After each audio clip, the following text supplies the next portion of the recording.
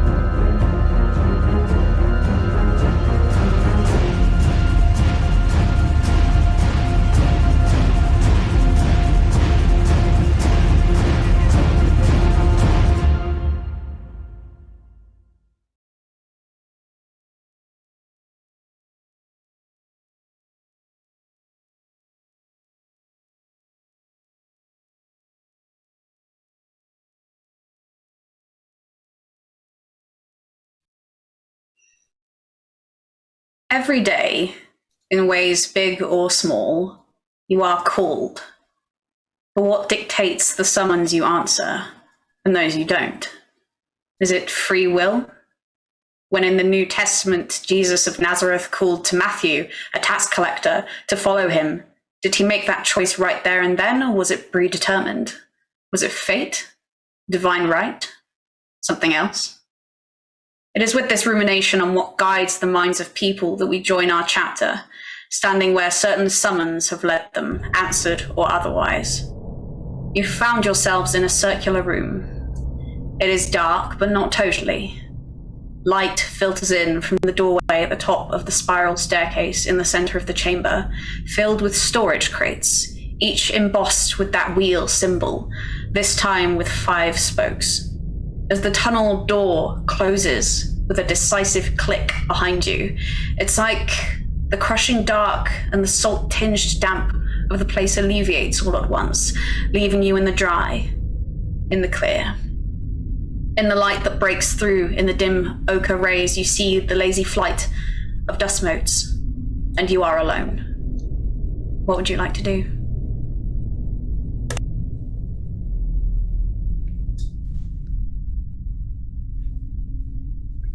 Goodness, isn't it so quiet here? Where do you suppose we are? Not a single clue.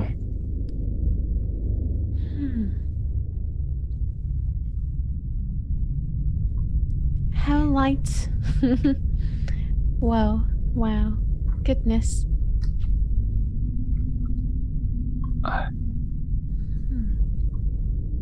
What's in these crates? Are you checking the crates, Astrid? Dagmar, sorry. Second time I've done that. Yeah, I do. All right. You go over to the crates and you see that, like the ones you found in the warehouse prior, they are nailed shut. Dagmar grabs her knife and kind of wedges it in between and tries to use it as a crowbar. All right. Dagmar, please make me a test of your physique and your force. Physique and force. All right.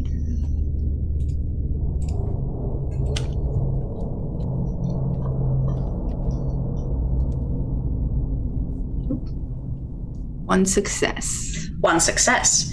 You manage to slip the knife under the rim of one of these crates, one of them closest to you. And in sort of the dim light filtering in, you manage to use the leverage of what strength you have to pop one of the lesser secured nails out of where it lies. Using this method, you manage to go around the other edge of the box and similarly pop them off one by one. It takes a bit of doing, but you manage it. And lifting the lid up, you see what appears to be quite like what you found before, previous to entering the tunnels. This crate is filled with metal, steel, actually. Some of it unrefined and some of it odd bits of scrap. It's metal again. It's useless. All right, it's time for more drinks.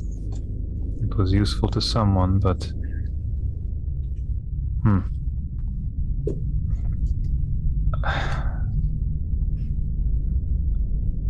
What time do you suppose it is? Does not look very bright out. I think that's moonlight seeping in. I mean, I don't know how long we've been here, but it must be night.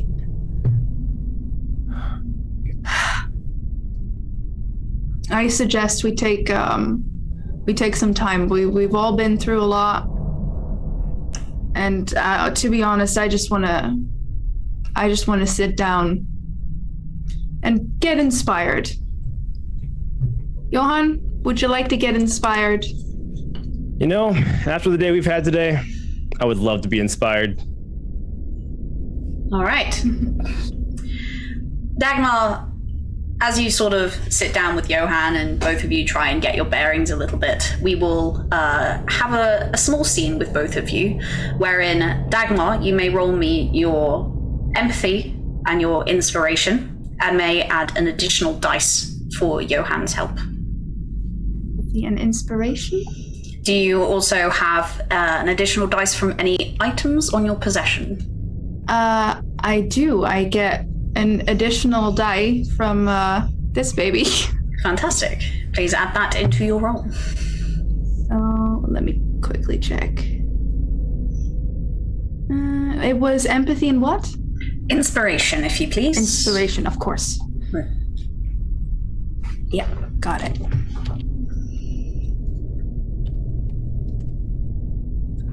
Damn it.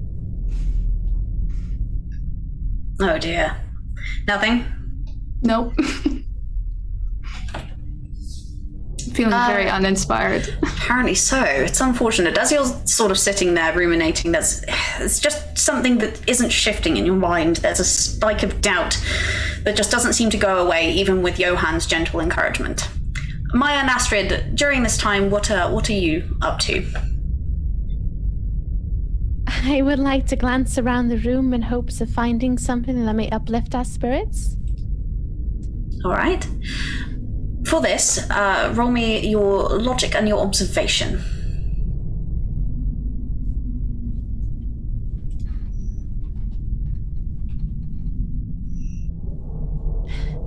Three successes. 3 successes.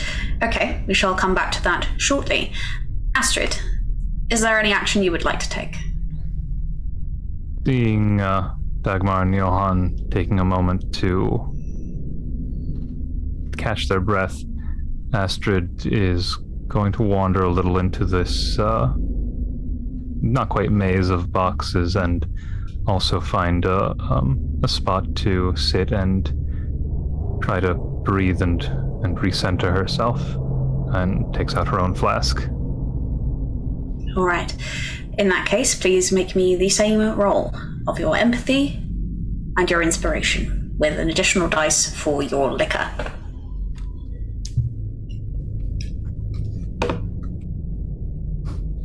Nothing. Unfortunately, the events of the previous few hours weigh heavily on you, and it seems like no amount of logically trying to pry the events of the day apart can make them make any sense. Whilst this is happening, all three of you trying to reconcile what you've been through with what you've seen previously, trying to put something together which could make sense. Somehow, Maya, you walk away from the group, and you venture further into the dark. Whilst it is dimly lit here, there are still pools of shadow that expand out like ink stains from the walls. You avoid them for the most part, but there is one which seems a little odder than the others. It seems almost to dance between two rays of moonlight. And it's as you get closer to this that you hear a small trilling noise from within it.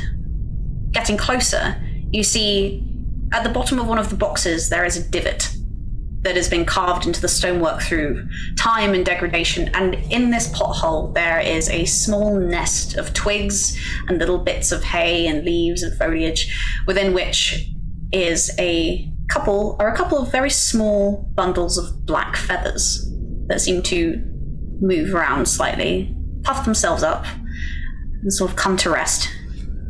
They make small chirping noises as you approach.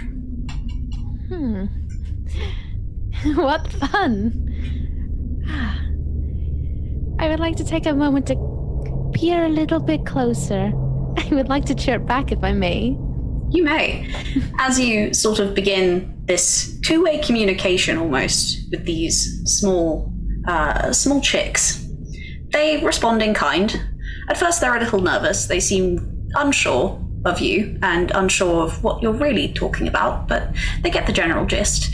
And it's as you're sort of having this exchange that the rest of you see and you see a flight of dark feathers just pass overhead, sneaking in through the door, and then dive down behind the boxes. Maya, you turn around as you also hear this sound of a flight path, and then landing beside you on the stonework is a familiar figure, a small raven.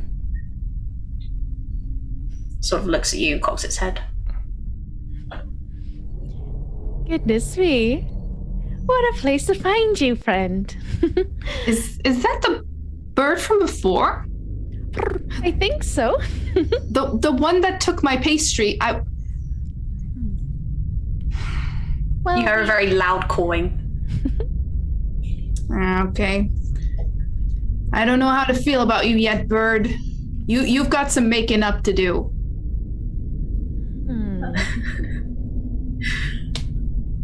Johan, Yes, hi. do we perhaps still have the basket? Oh, you mean this basket? As a matter of fact, I do. Maybe, perhaps see if the bird may like to have it? Not gonna lie to you, half the things in this basket may kill the bird, but there might be a couple things in here that may not, and maybe it might enjoy it. So you know what? 50-50 shot. Let's give it a shot. Here you go, birdie. As you sort of put the basket down, you see this raven hop over to it curiously, sort of peck at a few of the items in the basket, and then grab a hold of the basket's handle and drag it back towards the nest. As it does this, it sort of lifts out one of the remaining fish. As you recall, the other one you did throw into the ocean. But the one that does remain, they sort of peck at it for the remaining lesser desiccated meats that still cling to the bone, and begin to sort of put it slowly into the nest alongside these tiny little balls of downy feathers. And the chirping increases exponentially as these tiny baby chicks get very excited at the thought of food. They must be very hungry. They must. I hope they have strong stomachs. But another creature fed. It will make the winds happy, I think. Yes. Wait, how did the bird find us all the way out here on this random island? Or perhaps we found it. Okay, yep, that's what happened. So either way, the bird's here. How is the bird here? Regardless how it happened. Yes. Does anybody speak bird? I think Maya would be the closest one to speak fluent bird, and she crushes it. So do your thing. Maybe you can, like, tip tap and call, and maybe y'all could have a nice little chat and see what comes of it. Maybe. At this point, I would like to take a little bow, almost in gesture of hello, to the bird, and perhaps give it a slight little chirp in hopes that it may point its eyes, its deep sunken eyes, into where it might have flown from. Where did the winds carry its wings? For this, I will once again ask you to roll me your logic and your observation. Actually, logic, empathy. Let's say empathy and observation.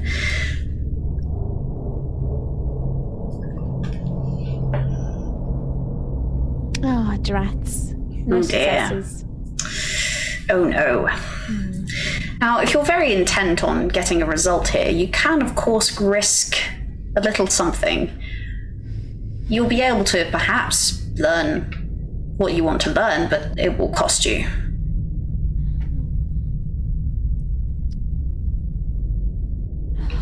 I cannot quite make sense of how the dust mote stands today. But you know what? Perhaps the moonlight might shine favorably upon me. I would like to give it a reroll. Okay. Please make me your reroll. The moon does shine tonight. 2 successes. 2 successes. As you sort of begin to chirp back and forth with the raven, they sort of hop from foot to foot and look at you quizzically before they kind of stick one of their legs out in your direction, and you see that at the very bottom, entwined around one of its sort of orange sallow legs, is a piece of paper that's been secured there with a small string.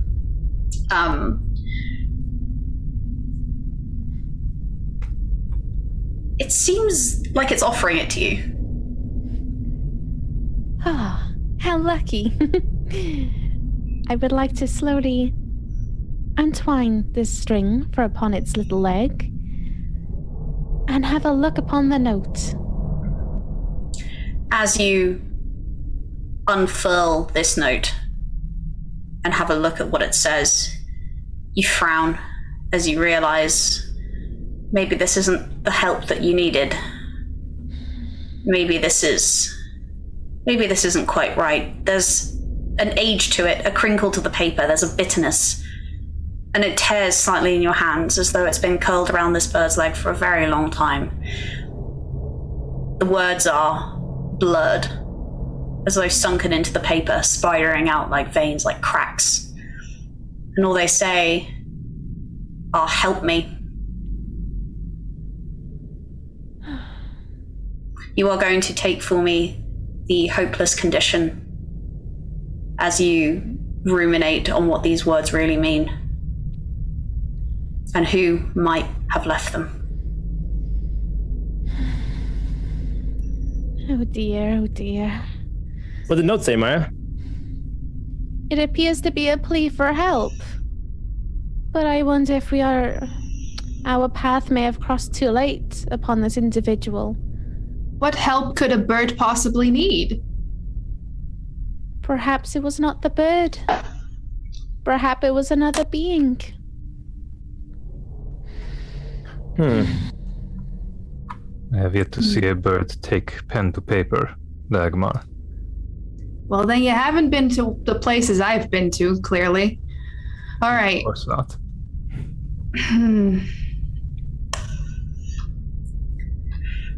Bird. And Dagmar tries to address the bird. Could you tell us or point us towards the person or creature that put this note on your legs? Do birds have legs? Anyone? Paw? I think it's a leg. Leg? Okay. Legs. And she makes some like wing motions to like emphasize what she might imagine is bird speak. Okay.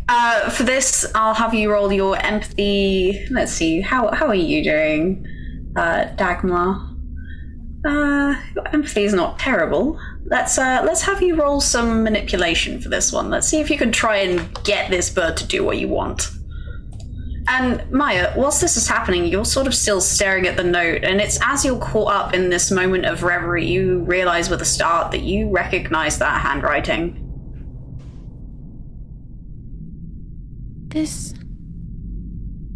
No, it could not.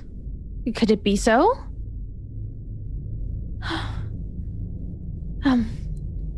I feel like I've seen this before. The way the curvatures upon the ink upon the paper. The way it dances. I would like to take a moment to reflect, if I may. Of course. Dagmar, how did you do? 1 success. I speak One bird. success. You do indeed. In this moment, you speak bird. You kneel down beside this creature and sort of try and communicate to it in the ways that you think make sense, you hope make sense. At least you've seen people giving bread to sort of pigeons and various birds of the city before, and you think you have a vague idea of how they sort of cause them to flock to them and sort of get them to do tricks for coins and such. You try and emanate one of these, and the bird responds, it seems favorably. It sort of does a little hop from side to side, like it does with Maya sometimes. And then it cocks its head slightly, as though listening to your instructions, bobs its head once, and then it takes off. It circles once. It circles twice. And then it lands on Maya's shoulder. My. Did you write this note, Maya? I mean, I told the bird to go to the person that, or point us in the direction. This doesn't make any sense. I don't believe I have wrote this. No. No. Maya, Yes? could you please roll me either your logic or your empathy? It is your choice which. I would like to roll my empathy. Mm-hmm. No successes. Oh dear. Maya, it's as you feel this warm, comforting weight of this bird land on your shoulder, and you feel it sort of nuzzle into you, sort of its feathers soft against your scalp, that you feel something else in your mind, sort of the very center of your brain. It's something you've not felt in a while now, and it feels like something is grabbing for you. It feels like something wants your attention, but you're not sure how to give it that, so you sort of try and focus in. And it's as you do so that you realize that you've put 1 foot too far into the well. And just as soon as you had fallen then, you fall now. You tumble through the dark, through the cold. Oh. You don't land. You don't land for a very long time, but when you do, it's not with an impact, it's with a soft thud on your feet in a dark tunnel. A long, unbroken hall. Something is behind you. It looms large. You see the vine-covered arms, the long appendages, the bone-like fingers as they reach out around you, and you see them come around you as though to give you a hug, as though to embrace you. And it's as it does this that you hear the familiar voice of Natalia standing in the very same place that you are. You hear her scream, and then you hear yourself scream too. Both of you yelling in unison, calling out for help that never comes. Eventually, neither of you can tell the difference between whose scream is whose anymore. And you hear the entity behind you laugh, long and loud, and feel a severing as she is torn from you, and something else is put in its place. And then your descent ends. Your feet once again hit solid ground, and you awake back into the basement. Oh. That was not a tiptoe through the mind I was hoping for. What just happened? may have been swallowed upon a darkness that I haven't quite felt in quite some time. But this message is definitely supposed to guide us upon the path. We need to follow this path. We will find our answers. These shadows, these darkness, these vines. They must be pulling us somewhere, someplace. I don't want to go back there.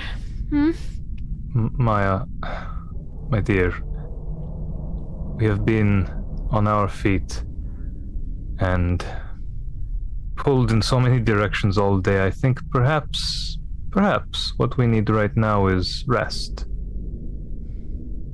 Perhaps you may be right. Yes, rest. And this place seems secluded enough. Not underground. Let us refill our reserves of energy with sleep. Okay. And all of you try and find various places to rest. Are any of you doing anything in particular before you go to sleep? Dagmar has a good time with her bottle, to take the edge off, and half falls asleep on one of the crates. Metal makes for a good bed. Understood. Astrid. Astrid goes back to the corner that they found. Before getting herself as comfortable as possible, can be heard murmuring in a language that maybe now is slightly familiar, the same language you heard when she committed the body to the ground, the bones to the ground. And before she lays down, for the first time you've ever seen, makes the sign of the cross and curls up. Johan. I noticed that Dagmar's got a pretty solid setup over there, so I'm gonna go piggyback off of that and work the metal crates over there. Understood. Little sleepover happening? Absolutely. There. Maya. I would like to find the lightest spot in the room, or as light as it could be in these shadows. And with the shawl that I've picked up beyond the doors that remind me of Nathalia, I would like to rest that near my eyes so that I may try and dream of recounting the steps that she may have taken. Of course. As you do this and you wrap the shawl around you, you feel keenly that part of yourself that felt rended away in the moment where you met that Vaesen so far below ground. And for just a split second, with this shawl wrapped around you, it almost feels like it's there again. With that, all four of you drift into uneasy sleep. You have dreams of deep water, of a rock in the middle of a pool, of something slowly, carefully making its way out, one hand extended at a time, climbing the rock towards the surface. And just as its hand, webbed and bone-like, goes to reach to break the mirror-like surface above it, you wake. The light streaming through the door above you now is, whilst grey, brighter. It seems to illuminate some of the darker corners. And as you all come to, you see that the raven has flown up to the top banister of this place, near the open door.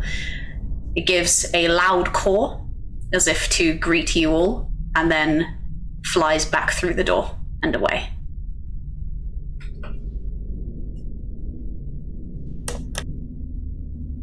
Well, that was great sleep.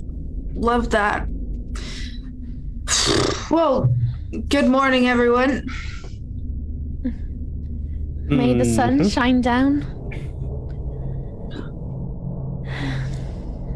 It's looking awfully great. But I guess that's nothing new here. All right, so do we have a plan? Astrid, plan. Find the lighthouse. Plan obtained. Let's find a lighthouse. Where's the lighthouse, by the way? Maya, Probably didn't could you follow have a question. map? Don't I? Yes. Oh, yes. I would like to pull the map out of one of the many folds of my dresses and pull it out to show the others so that we may see the path together. Understood. In the sort of new morning light, you take a gander closer at this sort of roughly construed map. On the back of it, you can see the poem of the Thursday's Children just visible through it, the one that has the oddly incorrect words that resulted in like the oceans. And as you're sort of ruminating over the path, you see the sort of large rectangular feature that must be the warehouse on the eastern side of the island. And you see where a line has been drawn from it, a sort of dotted line, about halfway to the midpoint of the island, at which point there is a drawing of a long, thin building.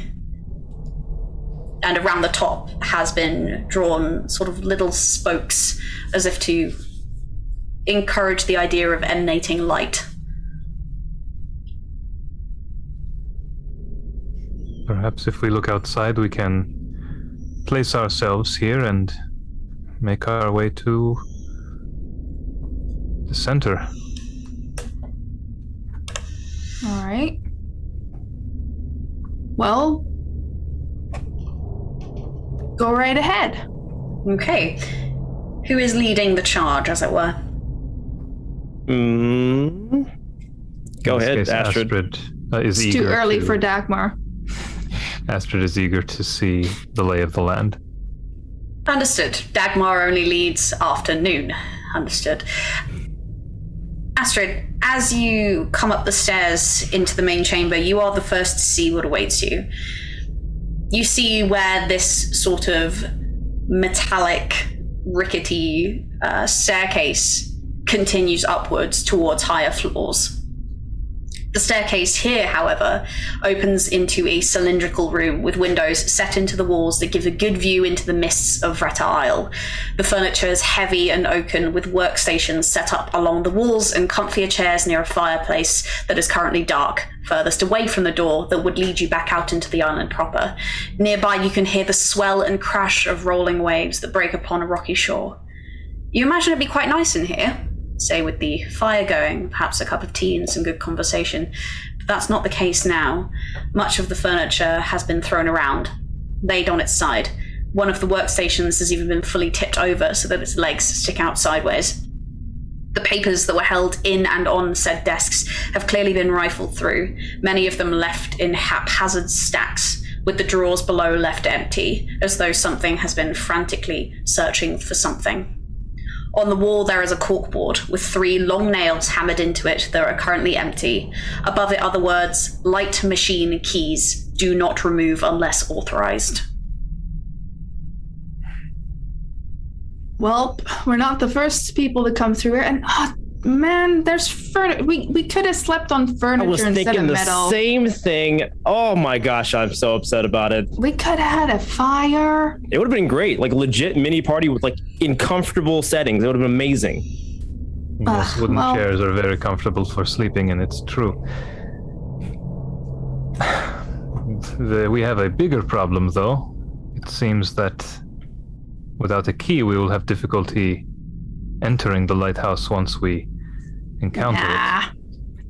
Nah, you got me. It'll be fine. I'll get in Okay. there. All right. May Oh, I reveal what I may be hiding behind the ruffles of my dress? Of course you can. Did you guys, friends, I may have picked up said key that may illuminate our path? Oh. Well then. I told you we would get in. You're welcome. Thank you, Dagmar. But I think Maya's the one Okay. to thank. Yep, but just let it go. Okay, thank you. Yes, let's make some moves here. Our toes make such funny paths along the journey. You never know what you may find. All right, well, let's head to the lighthouse then, right? Or do you think it seems like whoever was here pretty much turned this place upside down. Do you think they left anything behind? it's worth a quick look around, but we Yeah, should not Dagmar. tarry. Make the best use of our light. Dagmar is also like taking a look. Understood. Please roll me your empathy and your observation, or your logic and investigation, whichever you would prefer. All right. I have found nothing. I have found something.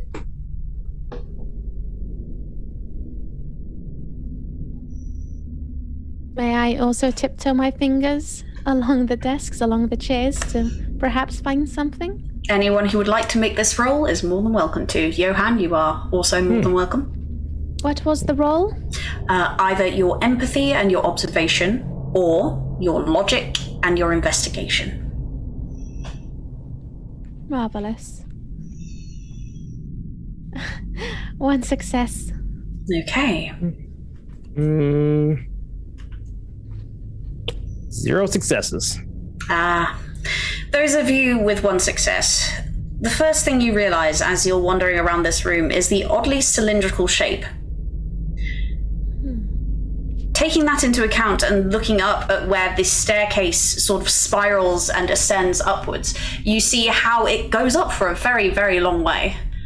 And you begin to realize that perhaps you have inadvertently ended up exactly where you wanted to go. This seems as lighthouse-ish as anything. And it's as this sort of occurs to you whilst you're rifling through the papers and things around you that you find handwritten copies of the same poem that you yourself, Maya, you found, each with the same words changed. Below them, you find something else, though. Something metallic.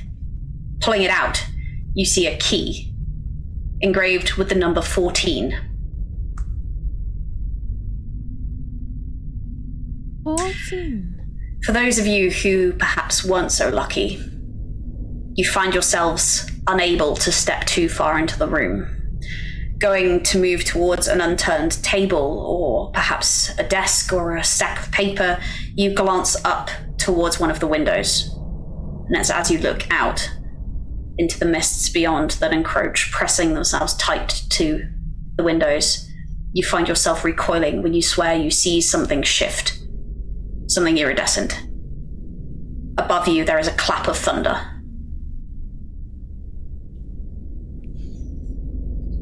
You guys hearing that thunder, or is it just me?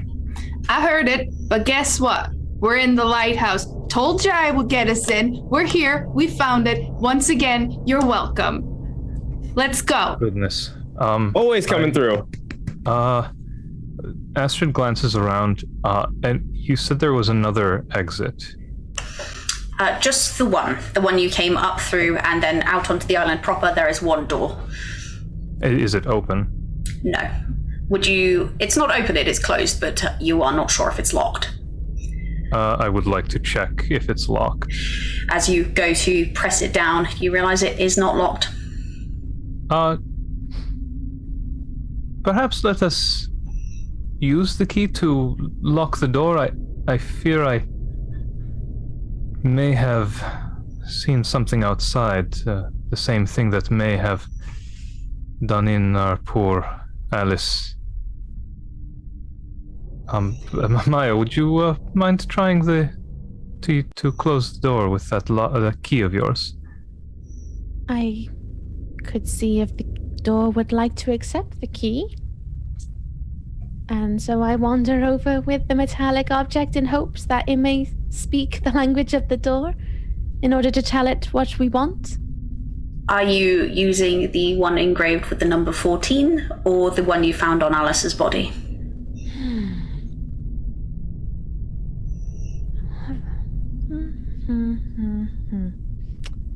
May I try the one that I found upon Alice's body? You do. As you enter the key into the lock, you feel it. You feel like this is perhaps the correct choice. There's no resistance. And as you turn it, you hear the lock respond positively as it clicks shut and the tumblers come together. Hey, thank you, dear. It could never be too safe. All right. Shall we? Now that we're fully safe, let's head up the stairs. And Dakmar's already halfway up. It must be sun's past the yardarm. Ascending the stairs once more, you find that your footsteps are sounding heavily on this traversal. There is clearly no subtle way to ascend this lighthouse, but no one seems to move to intercede. Indeed, as far as you can tell, you're alone. Coming up to the first floor, you see the cylindrical shape of it has been split into rooms by two walls on either side of you. You step into the skinny corridor between the rooms with the 4 doors leading into these rooms, broken by the staircase you've just come up. It continues up past you towards a second floor, but for now, you are on this first floor surrounded by 4 doors. Dagmar jiggles all the door handles to see if they are open. None are locked, all are openable. All right. Well, the closest door to the stairs. Okay. That one. As you push this door open, Dagmar, I assume the rest of you are following, or would the rest of you like to take other courses of action? I would like to follow Dagmar with a hand of reassurance upon her shoulder. Astrid hangs back goes to the door and just sort of looking around from the door. I'm going to stay back with Astrid since Dagmar and Maya are together. Understood. The two of you, Maya and Dagmar, as you push open the nearest door, you see that there are a few rickety bookshelves that have been constructed and nailed into the wall. They seem to contain a variety of books that have been left completely unaccosted, unlike the downstairs area. And there is a small white piece of linen on the bed. I go to check the linen and I yell, Astrid, it's books. Okay, as you go over to the piece of linen on the bed, you see that it is actually a partially finished cross-stitch. It appears to be in the design of a violin bowstring snapped in half, and it's maybe about 3/4 of the way done. The needle is still in the little circular ring. Odd. Dagmar, would you like to show us? Look, it's the bowstring thing again.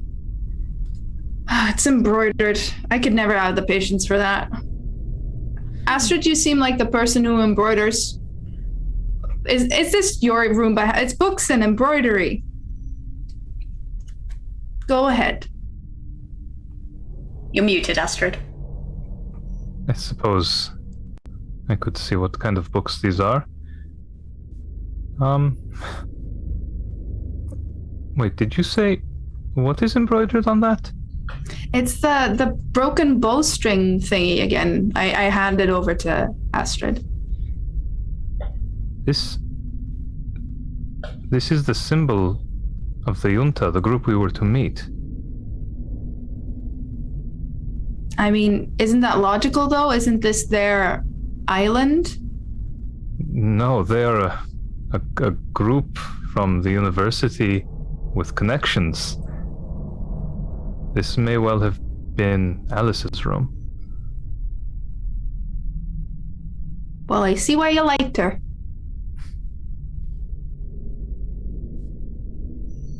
Looking around at the books, what is there any particular theme? Are they various topics? Indeed they are. There is quite a variety here. They contain books on the monarchy, Swedish nobility, and Swedish mythology, for the most part.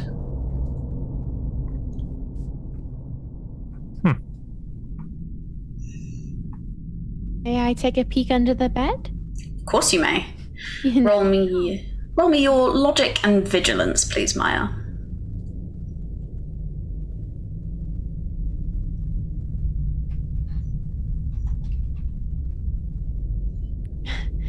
One success. The dust motes must be happy. One success is good. You peer under this sort of rickety structure. It is a very rudimentary single bed, very spindly oaken construction. It looks like it may be comfortable if you're really too tired to actually comprehend the state of it. Either way, it's a serviceable enough bed and you're able to sort of peer under it and ferret around.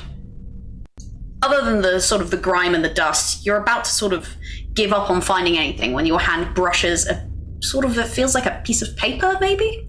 You pull it out and you see that it's actually a sketch on a small piece of paper of a very familiar looking young woman, or at least familiar in terms of that they've got sort of long red hair and a familiar cardigan, flanked by two young men, and they all sort of have their arms around each other and they look very happy. A passing memory. Such sadness. What did you find? It appears to be a sketch. A moment caught by graphite upon paper of our dear departed, sleeping Alice. And with this, Maya also shows it towards Dagmar and Astrid. Must be her family. Do we recognize the other people? For this, roll me your empathy and observation, please. Right.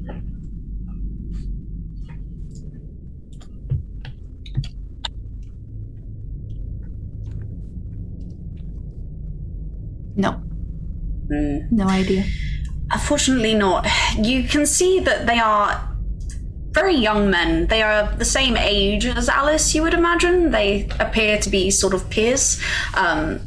They are all wearing pretty similar outfits, sort of quite practical clothing, thick knit jumpers. They've got quite lovely crosshatch on sort of the jackets that they're wearing. But other than that, you're not sure who the young men are. No clue. You, Astrid? There's some interesting books on the land, the people, and perhaps a bit of light reading on the Vaesen, and curiously, several on the nobility of the region. Do you recognize the people in the sketch, though? Oh, the sketch. I'm sure they are her friends or her family. Johan?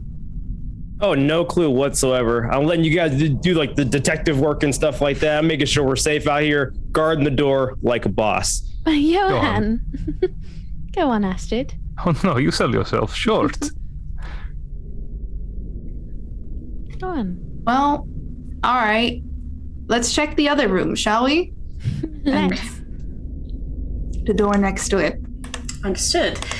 You go over to the next door, sort of on the same wall, and push it open. Very similar construction, again, sort of spindly bed, rickety floorboards. But in here, there is a small pocket mirror that has been left on the windowsill, reflecting the interior of the room in a dusty surface. There is a bookshelf in here too, but it's been completely cleaned out, and there's an empty violin case that's been slightly kicked under the bed. There is also a Bible on the desk that has been left open. I go to grab the mirror, like, take a look, do some stuff. Is it like anything special about the mirror? Roll me your logic and your vigilance, please. My strong suit.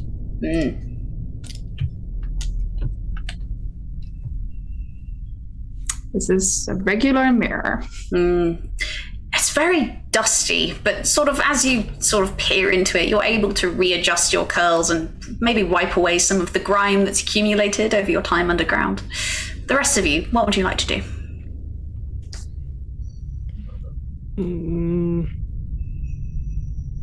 Approaching the Bible, Astrid wants to see if it's open to a particular passage. You walk over to the Bible with an idea of what you might see already in mind, and indeed, as you approach, your thoughts are very much confirmed. 14, 13, 22, Matthew. As she folds up that embroidered fabric and puts it away that she took from Alice's room, she very carefully closes the Bible.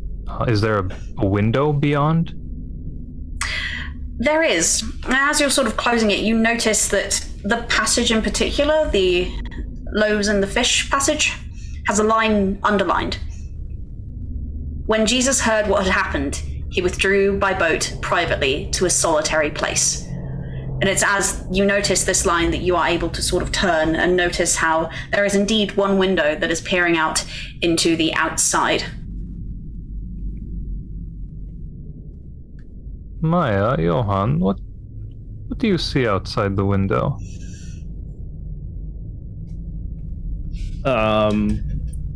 Like a boat, maybe, I think?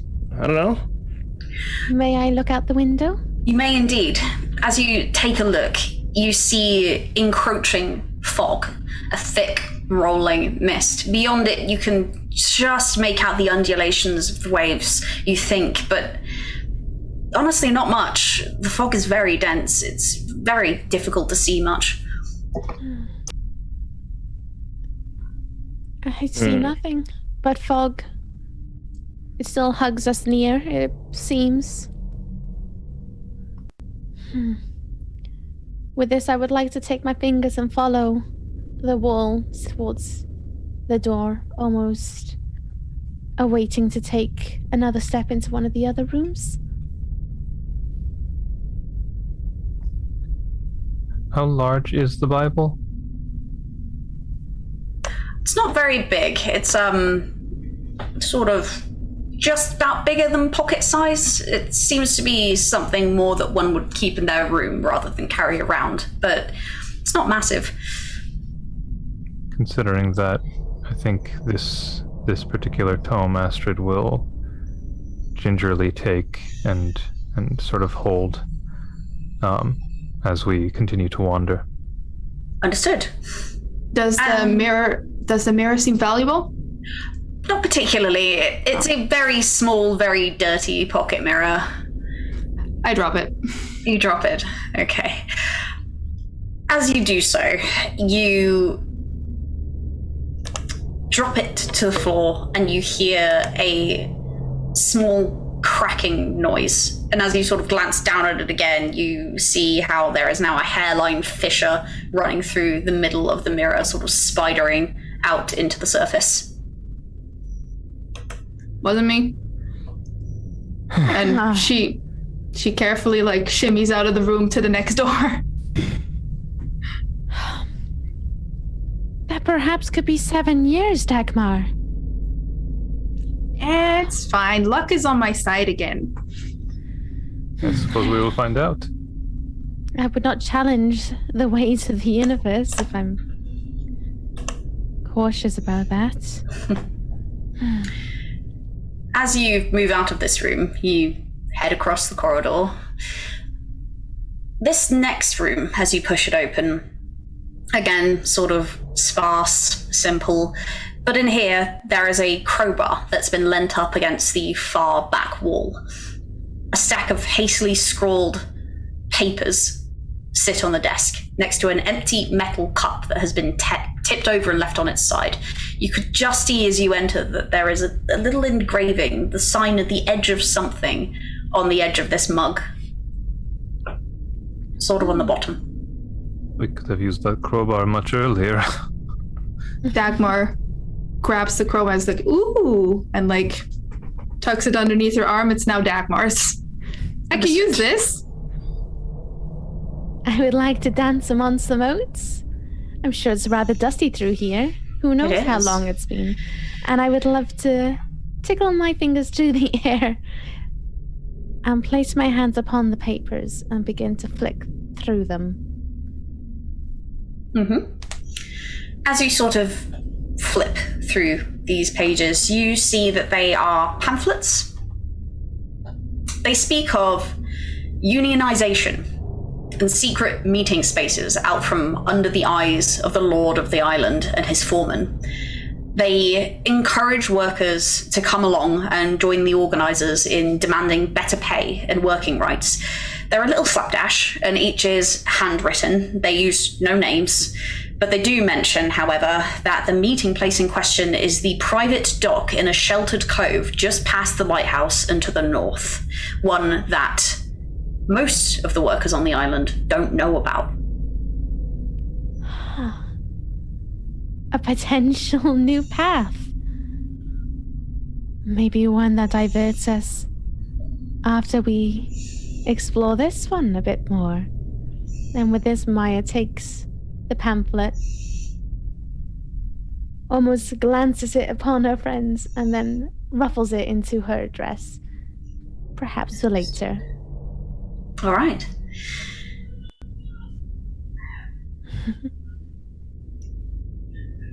Friends? Is there anyone... Go on. Go ahead. I was going to mention that there's a tankard here. Has anyone had a closer look yet? Is there anything in it? Well, Johan, you've been taking a lot of inspiration from Dagmar. Perhaps it's time you got your own vessel. Sharing is caring, and you guys are doing great too. This is above my pay grade, so I'm kind of just hanging out, getting kind of bored. So I think I might just like go pop a squat somewhere till you guys are done. Just let me know when you need me. Suit yourself. All right. So I'm gonna head downstairs and flip one of the chairs and just kind of like sit next and down there and just kind of like hang out for a little bit. Understood.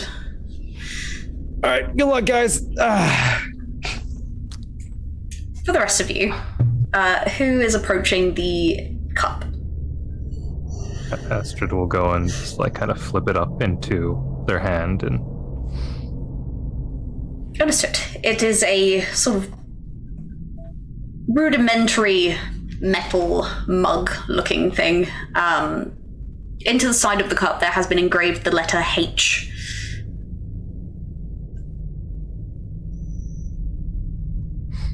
Just someone's cup who had an H possibly in their name. I don't know. There's a silent H at the start of Dagmar, I'm pretty sure. Ah, yes, I believe I've seen it in writing even. He's here. Dagmar takes the cup, like, looks at it for, like, structural integrity. Is it a good cup for, like, her inspiration juice?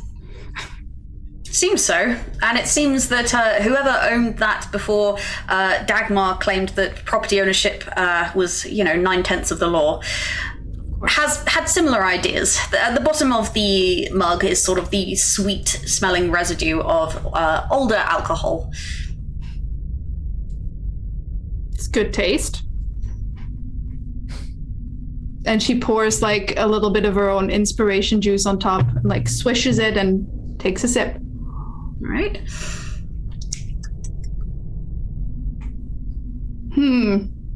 Notes of dust.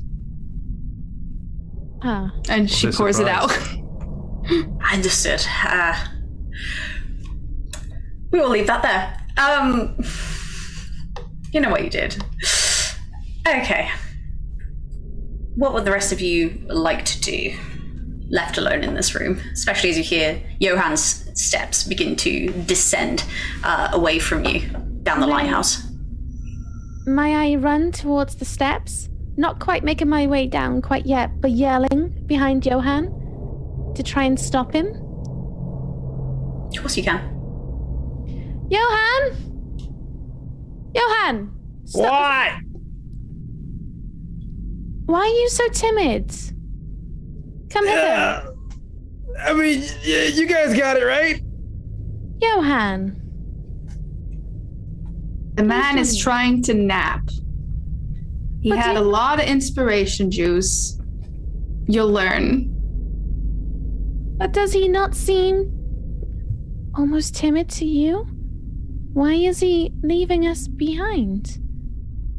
This does not seem like Johann at all. She makes a point, Dagmar. Well, there's one door left, right? There is. All right. You know, I'm gonna check out this last room, and then we'll go check on Johann. Or feel free to go check on it now. I'm not your mom.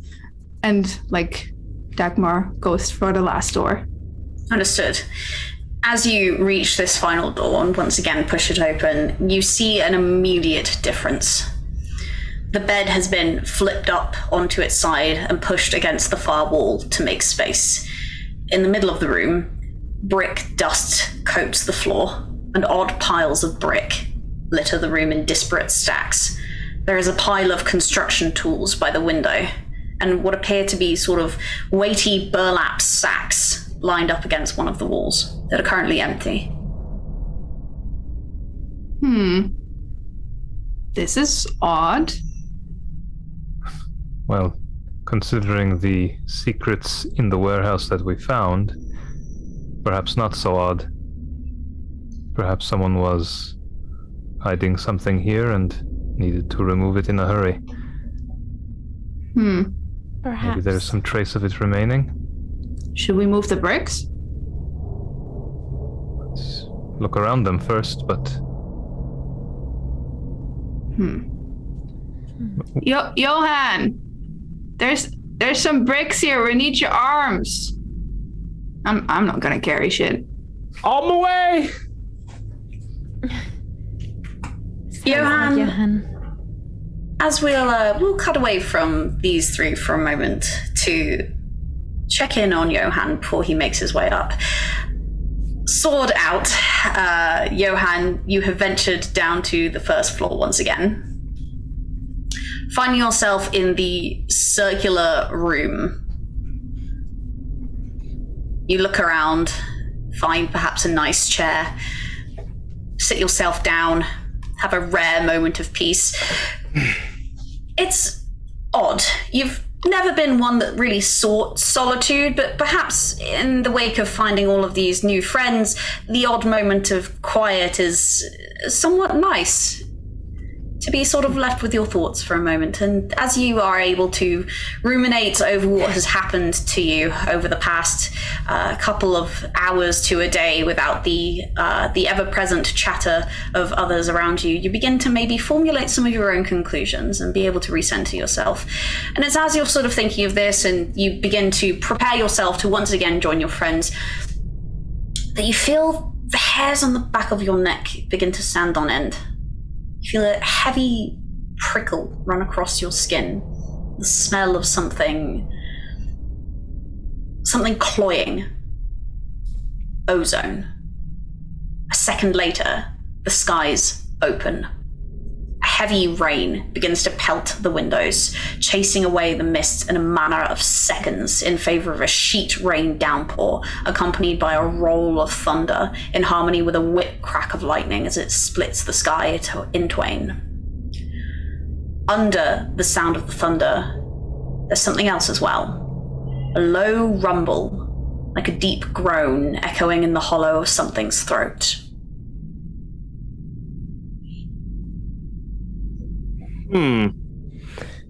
Well, this has been super nice, kind of just like taking a second to kind of relax. You know, I kind of wish we would have had a chair outside, you know, instead of just laying on the crates with all the metal in it. Gosh, I'm really mad we didn't just like turn the corner and find all this stuff. That'd have been awesome.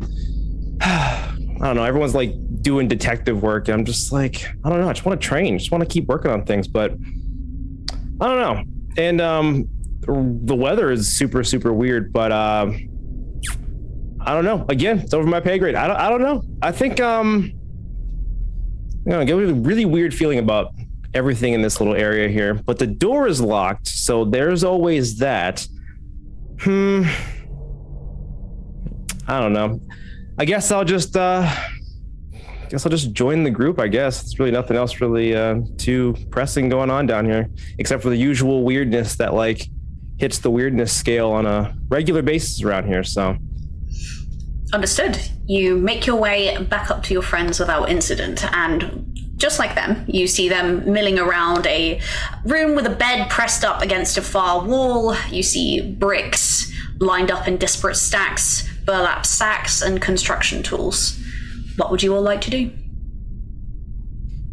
Johan, could you lift these bricks? There might be something underneath. It might be shiny.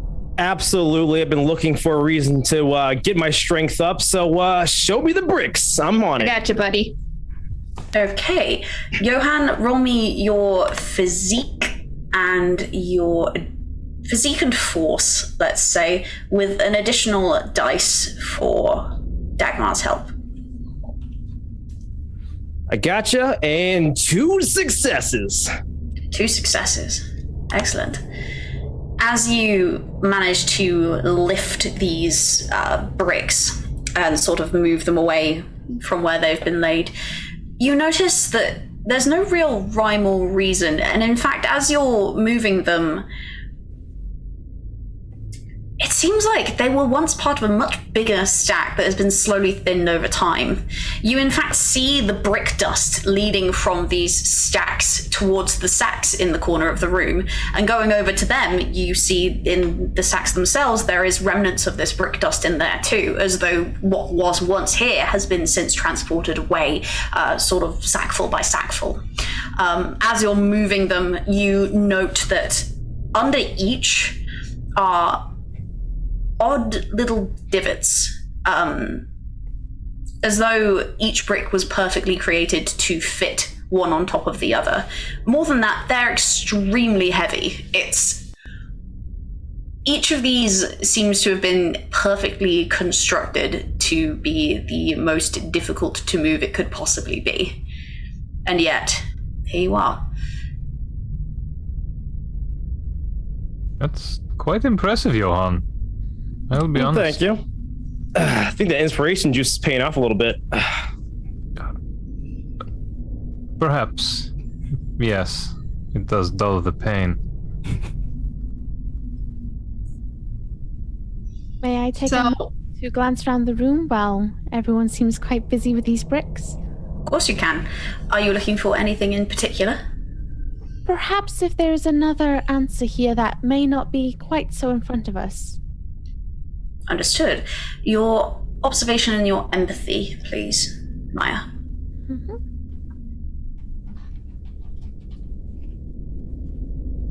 Ah, drats.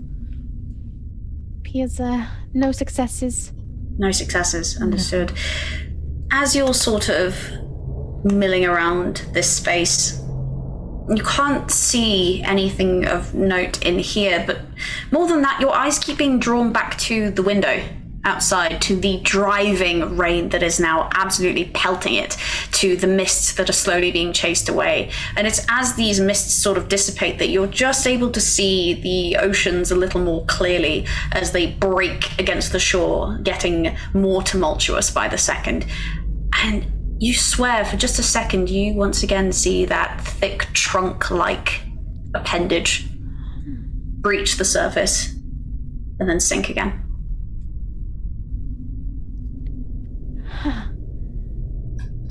It appears the ocean may be wanting to greet us. Just as well we are above the clouds. I mean, if not quite, but It feels as though it is much safer up here, at least.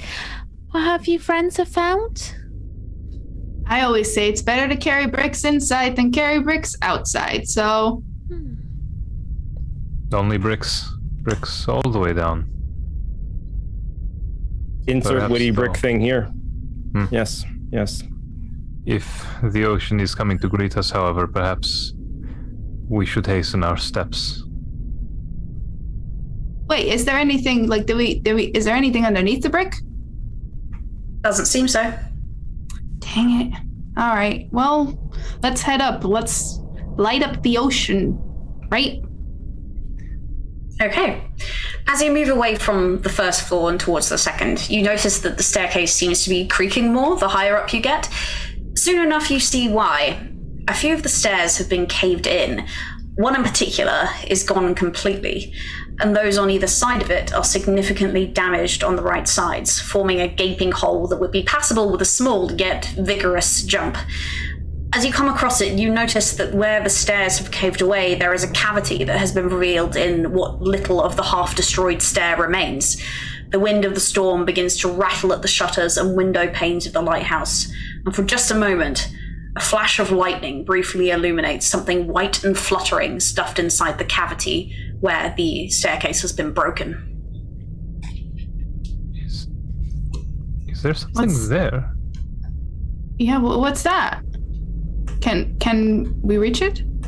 You can certainly try, yes. Let's see. Let's have you roll your precision and your agility to try and reach the hidden papers. All right. Would anyone like to lend Dagmar some assistance for this? And if so, how? I would like to clutch onto Dagmar, almost reassuringly ensuring she remains grounded. Understood. Dagmar, please add an additional dice for Maya's help. All right. I reached out and I think I grabbed something. Understood. As you reach out into this cavity with Maya holding you so you don't tumble head over heels into the gap below, you clutch a thick stack of papers and pull it free.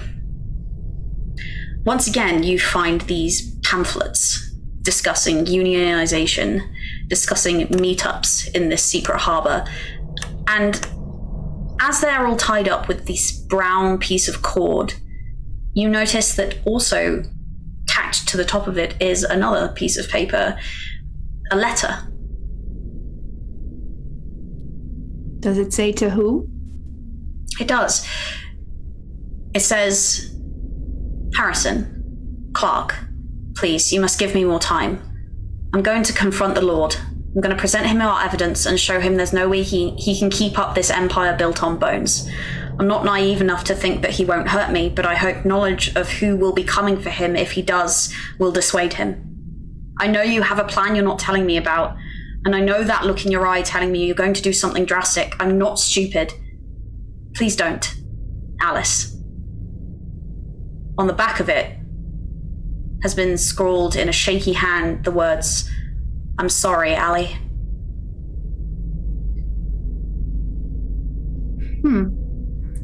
It's a letter from Alice to one Harrison Clark. That name ring a bell for anyone?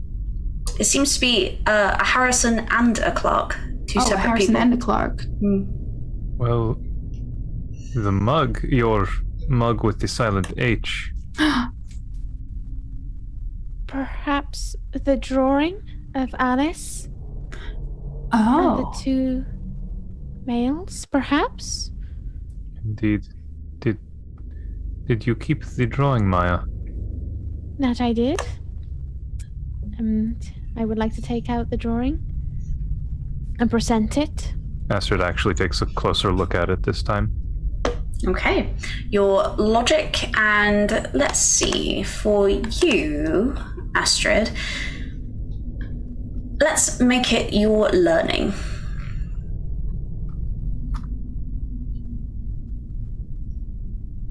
Nothing. Unfortunately, no. as you're taking a closer look at this sketch, you keep sort of flipping it back over and seeing the smiles on the faces of these young people, and you can't help but be reminded of the grim fate that one of them met. It seems like in this sketch, she had no idea. Perhaps it is them. I don't know. Do you think they're involved in her death? I mean, someone scribbled, "I'm sorry," like, sorry for what? No. I don't know. Perhaps the winds will present us our answers in due time. Johan, you've been awfully quiet. What do you think of this? Honestly, I have not a whole lot of clue. I'm not gonna lie to you. But the person that they were gonna talk to, the person in charge, we should definitely talk to that person and give them a piece of our mind. That's what we should do. All right, well, let's take a leap of faith, and I want to attempt to jump the steps. All right. Dagmar, as you go to take a heroic bounding leap across this gap, aiming for the other side, another lightning flash echoes out, illuminating the dark corners of the lighthouse. And we will resolve that after our break. Thank you, everyone, for joining us so far on this episode of Vaesen, Dark Tide Rising Waters. It's been a pleasure to have you all, and we will see you in a quick 10 minutes once our cast have refreshed somewhat. Stick around. As the rains begin to shower down on Vreta Island, the noise of it breaks apart the silence, alongside rolls of thunder and forked lightning strikes that tear apart the silence and the tranquility, illuminating the shadows that have been so deep and so dark. And it's as we see the lighthouse pointing up like a pinprick on a map, marking its position. We traverse through one of the windows and see our Thursday's children on a staircase, part of which is destroyed, and we see Dagmar going to leap the gap. Dagmar, please roll me your physique and your agility, or your precision and your agility. All right.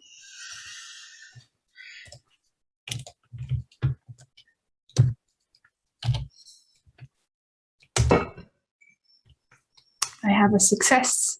You have a success. Very good. As you go to make this heroic jump, for a moment, you feel like you're going to miss it. For just a moment, you feel like the edge of it is too far away, and then you feel your foot connect with the edge of it, your heel teetering on the edge, and you manage to thrust yourself forward towards the stairs and catch hold of the railing, and you are successfully to the other side. Woo! I did it! I did it! You all saw that, right? I'm not doing it again. You all saw it, right? You did it. No, please do not do it again. All right. Well, how are you going to come over here? You know what? I'm going to jump over there with you. What I will say is that for subsequent jumps, because one of you is already over there, Dagmar, if you would like to lend your assistance in making sure your friends get across safely, subsequent jumpers may add an additional dice to their pool. So, Johan, your physique and your agility with an additional dice for Dagmar's help, please. All right. Dagmar still has that rope with her, so she like kind of dangles out the rope for like more stuff to grab onto, and she can like help pull people on there. Understood. Oh, Jesus. 0 successes. Oh dear. Now, Johan, if you would like to make another attempt at this roll, you may, but you do know that it will cost you something, and we can talk about what that means afterwards. By not making this jump, did I would I fall and break an ankle or something? How does that? You will definitely fall. You're not sure what the consequences of that will be. You know what? I'm gonna take the L and I'm gonna fall. You're gonna fall? Okay. Yep. You go to jump, but you misjudge the distance. It is almost too close, and you aim for a longer leap, and you manage to make it so that your foot catches on the underneath of the staircase itself and drags you down. And Dagmar, you watch in horror as you see Johan make it most of the way to you, and then by his own momentum be pulled back down towards the gap and begin to fall. Johan, please make me a precision and agility roll to see if you can catch the rope that Dagmar has been dangling. See if you can make a last-ditch attempt to catch yourself here. Can I assist by dropping down and even lengthening it further? Sure, add an additional dice to this roll, Johan. All right. I reach up and I have 2 successes at the last minute. Saved at the clutch moment. Fantastic. You, Johan, after this moment of stomach-dropping fear, as you realize that you are falling and you're not sure what you're going to fall onto, this lighthouse is old and decrepit and anything could happen from here, you feel that flip in your stomach and the nausea begin to take you, and in that moment of adrenaline you reach up both of your hands and snatch the rope out of the air and you cling on, and it takes you a moment, but as you open your eyes you realize that you have caught the rope. You are suspended in midair, dangling just over the ledge, but you are firmly clinging on and you can use it to climb up. I also pull up Between the two of you, you manage to get Johan back safely onto the ledge. A little winded and breathing heavily, but safe. Always coming in the clutch, Dagmar. Really saved my bacon on that buddy. One. Man. All right, Astrid, your turn. You gonna jump? Next. Yeah, come on. I'll be fine. I am not as young and spry as the two of you. So, Maya, you gonna tiptoe and do some shadow dance over here? I would not want to leave Astrid alone upon these steps, for the rain seemed to be coming down quite hard. I mean, me and Johan can go ahead, but okay, just to make sure, once we're at the top, the poem says light the ocean. We need to light the lighthouse. Is that it? I would assume so. And if it is not already pointing at the ocean, then maybe there is some mechanism with which to do this. Well, all right. Wish us luck. And I suppose Johan and Dagmar head up the stairs. Hold tight. Be careful. May luck be with you. Great. In that case, we will remain with Johan and Dagmar as you make your way up from the first floor and towards the second. Johan, as you're walking, you find yourself walking a little uneven. And it's as you look down that you realize one of the reasons why you took that tumble was catching yourself on that ledge actually took your shoelaceless shoe with it down into the depths. You're walking a little uneven. But as you make your way up to the second floor, you notice that there once again are windows sort of in the far end here. Large open space used for practical means, it seems. Bookcases, workbenches, the center where there is a few huge hulking implements from haphazard, uneven shapes, all but one of which are covered by white dust shrouds. One of the workbenches, a large telescope on a tall stand held in metallic braces and pointing towards the ocean, sort of looks out over the landscape ahead. Next to it, a hefty tome lies open.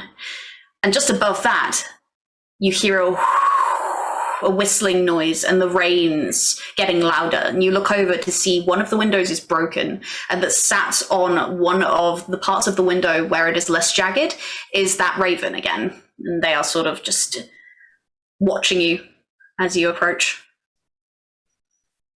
Hi, Birdie. Gives a loud call. Well, okay, let's take a look at this book. I sure wish Astrid was here, though.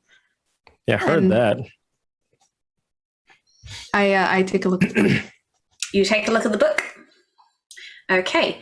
As you wander over, you see that it is a very thick, heavy book with good quality pages and leather binding. It's about A4 size. It seems to be a log of some sort, and where it is left open, you see that it actually shows what ships are expected by the lighthouse on certain days. Dagmar, if you would like to look into this in a little more depth, please may I have your logic and your learning or investigation. Johan, if you're helping at all, you may add an additional dice to this. I would love to help. Okay. All right.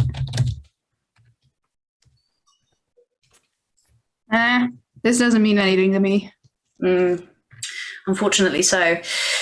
Looking down, you just see reams and reams of various bits of lettering, some odd disparate pieces. Maybe there's a pattern here, you're not sure. Johan, though, it's as Dagmar is sort of scanning these pages that you happen to catch sight of one particular name that you do recognize. One of the expected arrivals for a month ago, which is where the logs kind of end, is the Aspicientis Shipping Company. That name rings a bell for a very specific reason for you, Johan, and you're brought back to a memory from a month ago of shutting down a shipping operation by that same name and stopping a kidnapping that had been in progress. This is forever ago. Why is that here now? What is? Nothing, just a really weird like flashback memory thing. It's not even really of any good use to us at this point, I'm not going to lie to you. But what we do have to hurry up and do is figure out how we're going to light this lighthouse so we can get back to our friends, because literally splitting up is the worst idea we could probably come across. So we need to figure this thing out like ASAP. All right. And Dagmar takes the books and puts it in Johan's arms. We're going to read through that, though. We're going to probably get Astrid to read through it, though. And I want to take a quick look through the telescope to see if it's like pointing at anything specific. Yeah, sure. Like, logic and vigilance for me, please, Dagmar.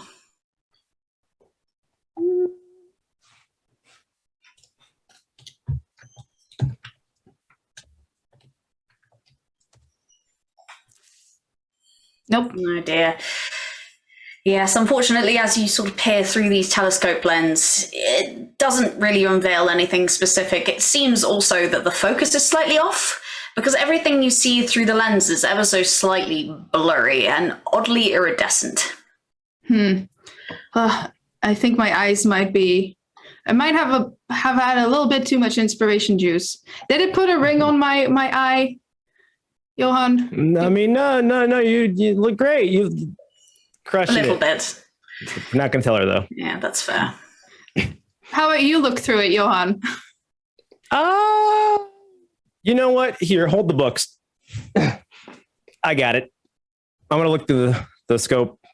Logic and vigilance for me, please, Johan. All right.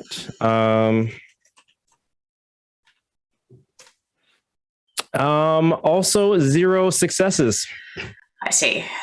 A similar sort of problem. It's just blurry iridescence and an odd shifting movement right at the very corner of the lens that isn't there when you look outside of the telescope. Dagmar, is there a thing on my eye, by the way? No? There is. That means there's something on my eye. You didn't tell me. You might have missed it. It might have just been my eye. Anyway, what's going on? What? Ha! Now you have a ring too. Yeah. All right. Okay. Planning time. Okay, let's light up this lighthouse, shall we? We shall. Okay, what would you two like to do next? There are bookshelves, workbenches, and a lot of machinery in this room. All else fails, there is still that staircase that leads up to the next floor. I want to take a look at the machinery, see if it's anything I could possibly do anything with. All right. As you sort of begin to look around them, you notice that the one that isn't covered by this sort of funerary shroud looks like a busted machine of some sort that's kind of burnt itself out. There are black scorch marks that lick up the side and twist it in a way that you're not sure the maker ever intended. Each machine is pockmarked with deep holes where other parts may have been connected once upon a time, and deep within, something is glinting within every concurrent flash of lightning. Something skinny and metallic hidden in one of these potholes, it seems. Can I reach it? You can certainly give it a go. Let's see. What is better between your precision and agility or your physique and force? I think my precision and agility. Let's see how agile you are then, shall we? So that's okay.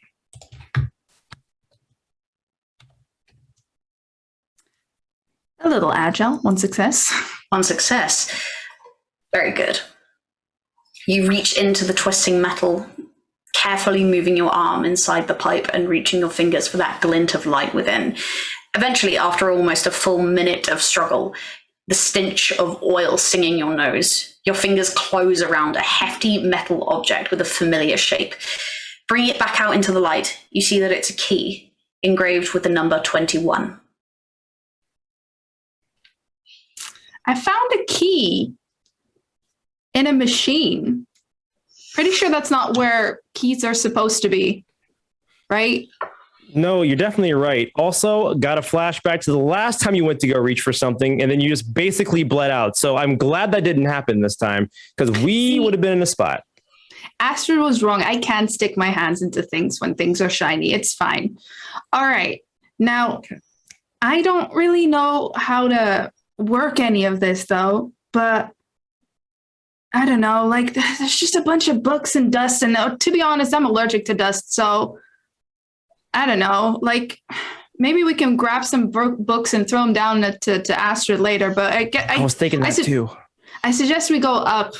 You know, this is not our room. Yeah, let me look at the workbench real quick, though. There might be some really cool stuff over there. Okay. As the two of you begin to head your way over to the workbench, Johan leading the charge here, we follow this raven's eye as it watches the both of you, sort of its beady little eyes keeping track of your movements across the room. And as you make your way towards the workbench, it gives a loud caw, soars over both of your heads and back down the staircase, and we will follow its path as it flies and reaches Maya and Astrid. Maya and Astrid, as you are both sort of stood there contemplating what to do, you see this familiar figure of this raven fly overhead, circle once, circle twice, and then land on the banister next to you. What are Greetings. you doing here? This gives a loud caw and sort of hops from foot to foot.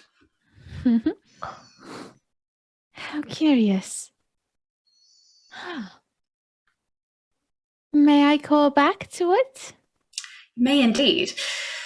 As you do so, it sort of jumps down onto the staircase and then hops to the other side, sort of flapping its wings as it does so. And then just sort of waddles back and forth along the upper staircase before turning back to you. I believe it wants us to follow.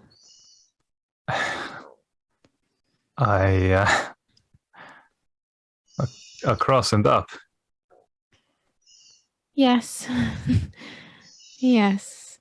Much that doesn't bode so well. I'm not one to lightly disregard the advice of a friend, perhaps our friend will allow us to take a moment to see if there is perhaps assistance to be had in making the crossing a plank, perhaps something we can lay across and make the passage possible. Yes. Or perhaps this is a moment we must tiptoe and hope that our path aligns us this way.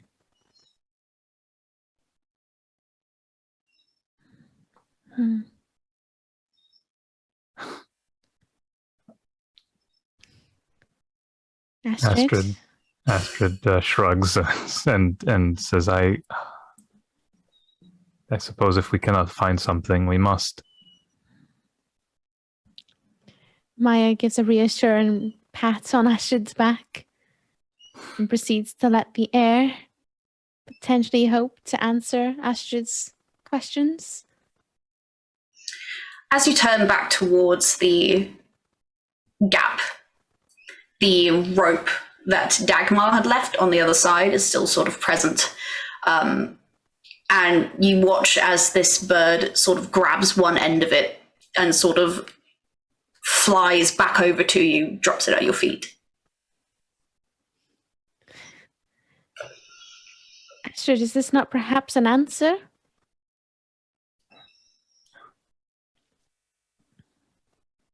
Looking around, is there anything to tie the rope to? Roll me real quick your logic and your learning, let's say. Just how quick can you puzzle this together?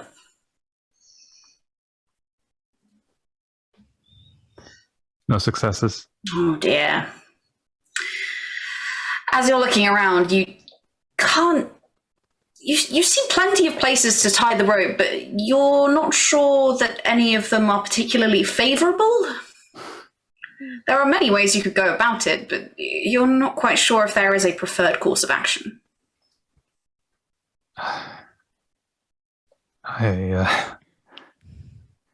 Astrid. Yeah, yes, Maya. Believe in your legs. They may take you upon the path, whether it may not be the one you destined or perhaps wish for. Trusting your toes. You can do this. I believe in you.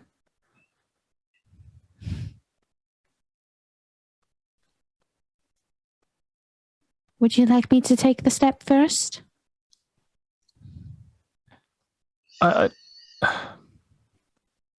No. No, allow me.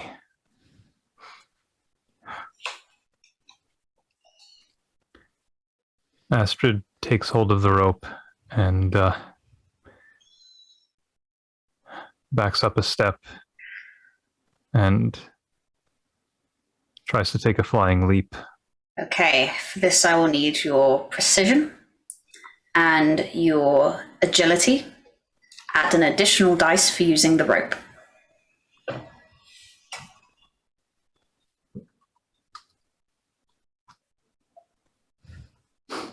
Two successes. Excellent.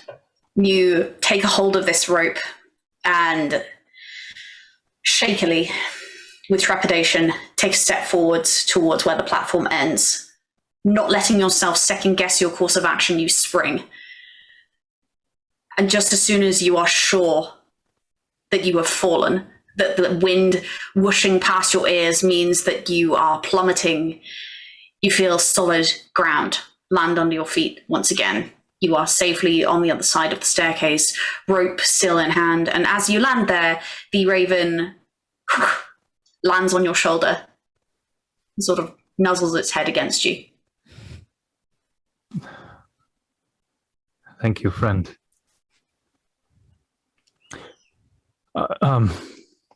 Maya, let me hold the rope out for you. Thank you. I would also like to try and I suppose a leap of faith. Mhm. This is the journey my toes want to take me upon. Okay, Maya. Roll me your precision and your agility, please, with an additional dice for using the rope.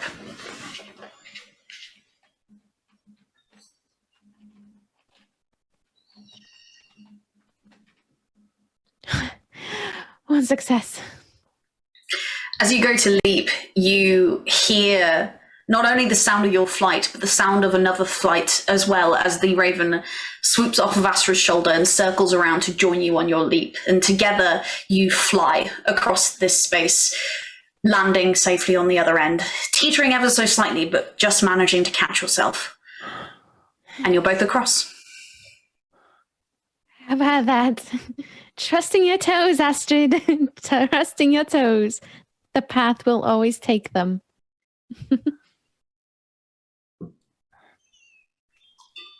You are quite wise, Maya. As are you, Astrid. As are you. The raven caws happily and lands once again on Maya's shoulder. Thank you, friend. I suppose we should go onwards. Let us see what trouble Dagmar and Johan have gotten themselves into. We will once again traverse the stairs. We will sneak just ahead of Maya and Astrid, simply to perhaps get a better idea of what they might be walking into, let's say. Once again joining Dagmar and Johan as they watch this raven having flown over their heads and disappear back down the staircase. You two head towards the workbench. I wonder if there's anything like at all useful here before we make it to the next level here. So I'm going to poke about a little bit and see if anything comes of it. Sure. Go right ahead. Roll me your, let's say, your logic and inspiration here, Johan. Let's see if you can get a spark of something from what lies in front of you. All right. And I have one success. One success. As you're sort of looking around at all these machine parts in front of you, you notice that an odd amount of them seem to be glass blowing equipment. They seem to be sort of various bits and bobs related to maintaining glass. They seem to be maintaining lenses of some sort of delicate implementation. And as you're going through them all, you also see under this workbench are canisters of what looks like lamp oil, just sort of tucked away there. As you go around this place, sort of ferreting through things, you also come across what looks to be sketched blueprints of lenses surrounding some sort of odd machine. And the lenses are sort of arranged in the shape of what looks like an enclosed flower. You know, for having all this glass blowing equipment, that lens earlier that we both looked through sucked pretty bad. So I'm starting to think anyone could work this job. Okay. But what's your take on all this like glass blowing equipment and all this like oil and everything? I mean, like, clearly, there were people glass blown here. Maybe that's how they made this lighthouse, you know, all the windows and stuff. You know, like, maybe have another look around. Like, there's more than one workbench here. True. We should probably, like, you know, check everything before we take off, I guess, you know? And as Johan does that, Dagmar kind of hangs back, and the book that she now has, she like very silently tries to flip to the page where Johan had a reaction, like where he might have seen something, and she tries to rip out that page and like put it in her pocket. Sure. Let's have you roll to see if you can find that specific page again. Let's have your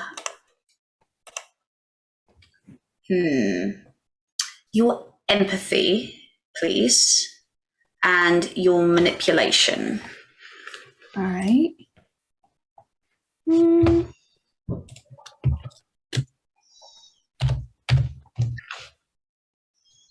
Yes. 2 successes. Easy enough.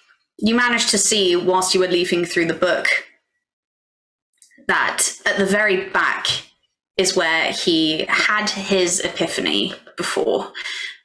The very last page of entries from about a month ago, where they begin to peter off, and then exactly a month ago, they stop in their entirety. And it's this very last page that you managed to rip out successfully and tuck into your pocket. All right. Cool. Yeah, Dagmar, what's going on back there? What's up? Oh, I can't find anything here. Did you find anything? No, not really. We should probably keep moving, see if anything else comes up in our way. It does seem to be a lot more of the same here, Johan. And it's as the both of you are milling around this sort of area that you hear footsteps approaching behind you, and you see Maya and Astrid. What's up? How did you get up here? How? What? What What happened to your bones? What happened to your old bones? A bird carried me. Oh, I've done that before. Yeah, that checks out. I have so many questions. All right. I'm sure So yeah. There's a bunch of dust books and a telescope here, but like I can't see anything through it. We did find a key though, however. Another key. It might be the one that opens up the lighthouse door where the light is. We were about to head up actually. Perfect timing. I suppose all this machinery here is ruined. Looks like it. Yeah, a bunch of glass blowing stuff, oil. I don't know. Oil may be helpful in lighting a fire if the lighthouse uses it for its fuel. Fair Take enough. it with us. Good point. I'm going to go grab a little bit of that then. May I tiptoe towards the telescope? It looks awfully inviting. You may indeed.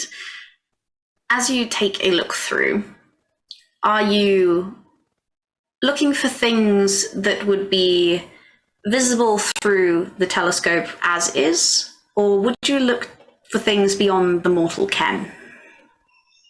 I would perhaps... No. I would fondly like to look beyond the mortal. Observation and empathy for me, please, Maya.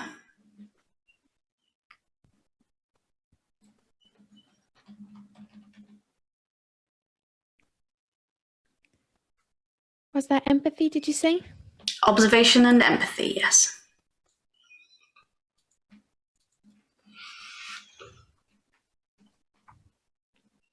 Goodness me.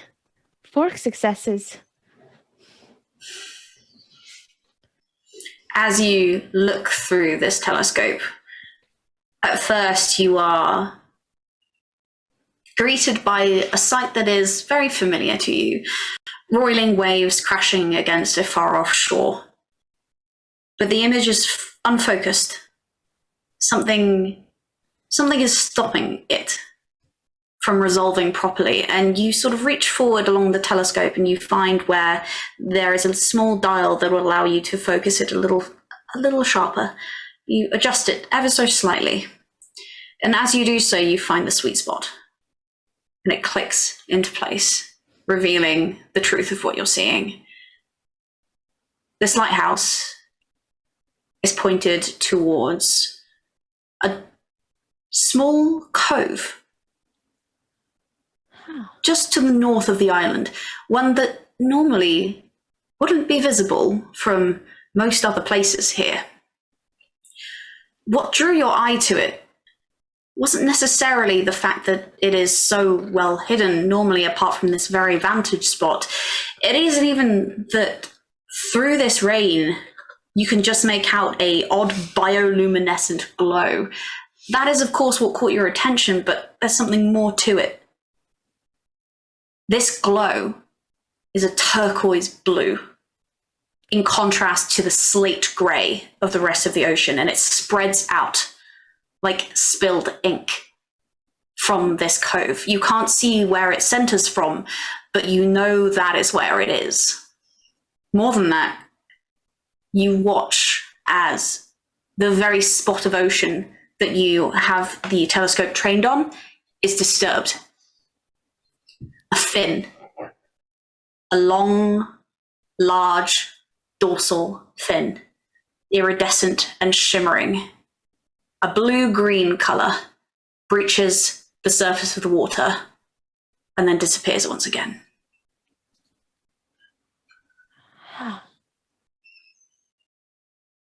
Am I right in thinking? May I pull out that pamphlet that I once had? I'm more than sure that said something about a cove. Friends?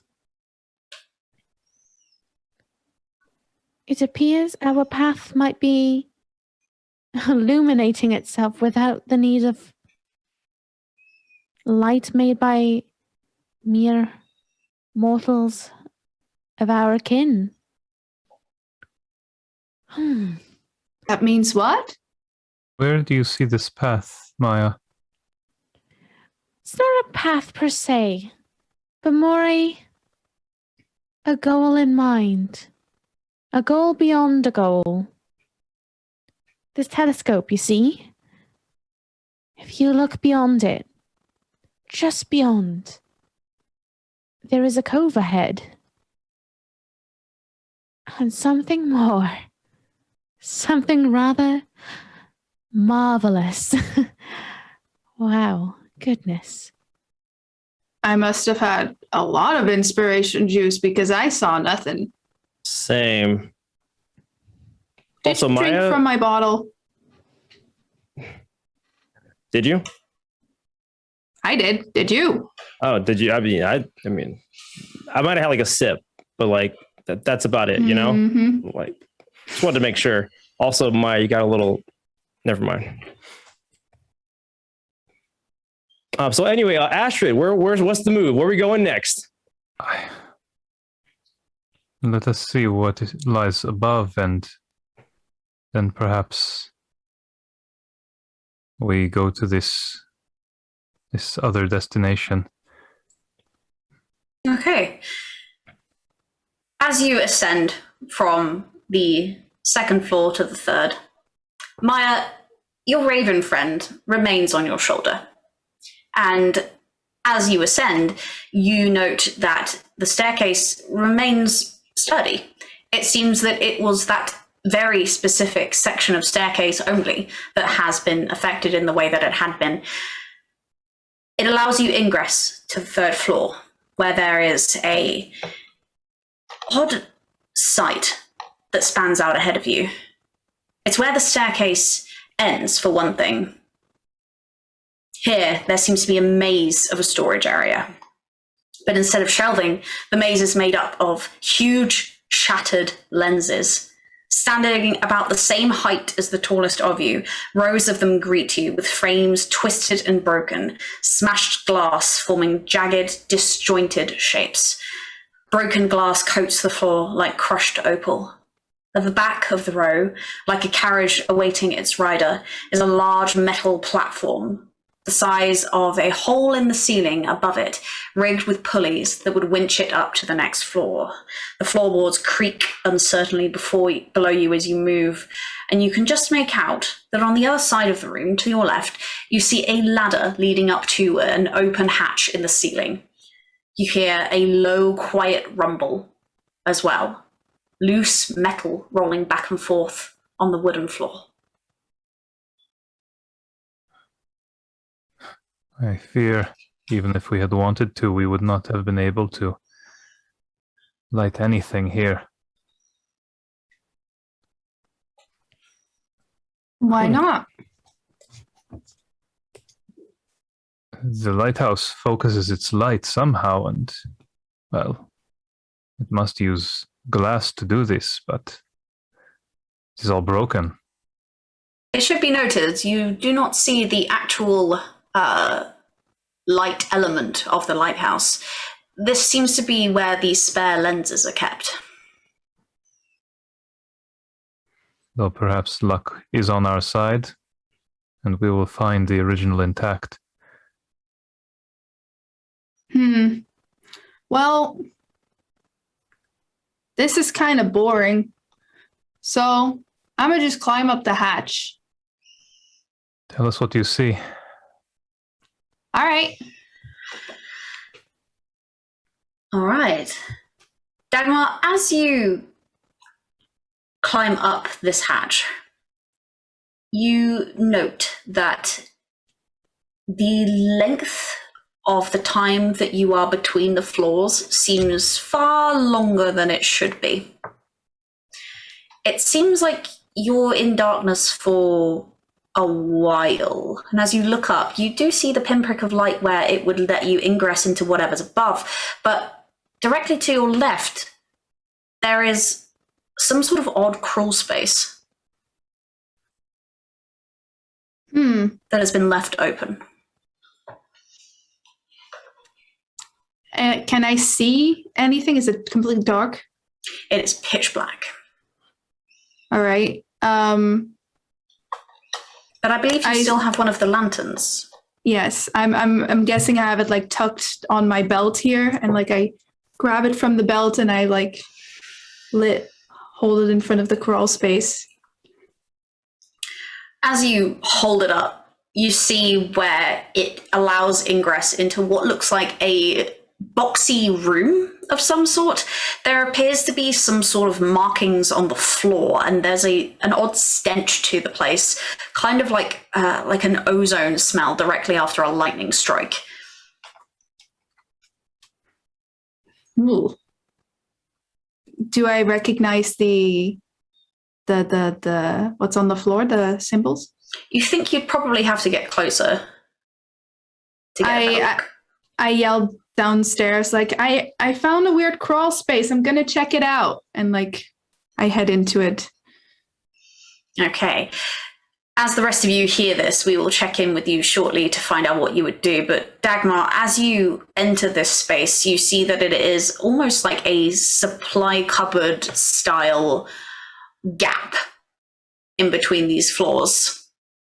The floor is scrawled with red and white chalk, intermingled with a red and black substance that cakes the floorboards, spiraling in complex geometric patterns that entwine and interlock. A deep scorch mark scars the wood in the very middle. And on top of that scorch mark sits a skull. Upon first glance, it seems human, but the teeth are jagged and razor sharp. The cheekbones are high and slanted, and the yellowing of it tells you that it is old. And more burn marks form dark tear streaks that run from its eyes to its jaw.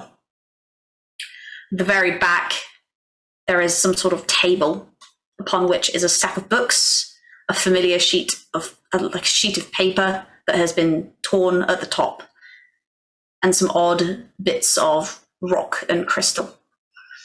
And it's as you see this that we will check in with your other chapter members. As you hear Dagmar shout, what would you like to do?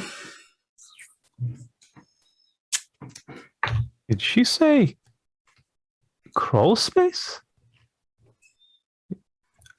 Dagmar?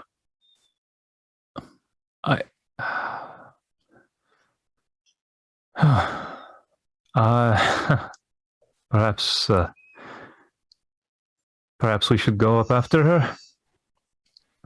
Perhaps. Yeah, we probably should. There's no telling. I mean, yeah, I was going to suggest that we split up again just to make sure that like nothing's behind us. I can probably get there quicker than you two, but what do you guys want to do? I feel like we should at least wander, ensure that there's nothing here that may aid us further on. Yes? No? Here, Yes. among the glass. Well, sometimes upon first glance there may be something, sometimes there is nothing. It is always worth a secondary glance, do you not think? I suppose, but we don't have much in the way of light. Who will go after Dagmar?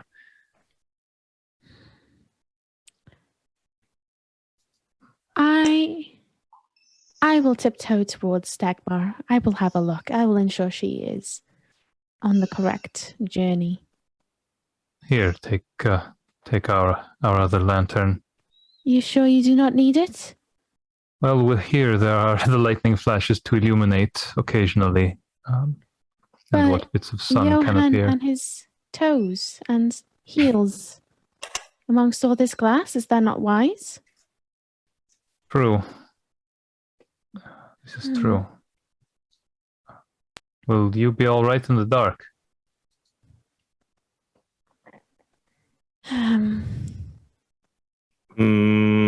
You do see where Dagmar disappeared, there is sort of the gentle glow of a lit lantern, and you do know that she has the other. Okay, should be fine. I'll take one big gulp and I will have a wander.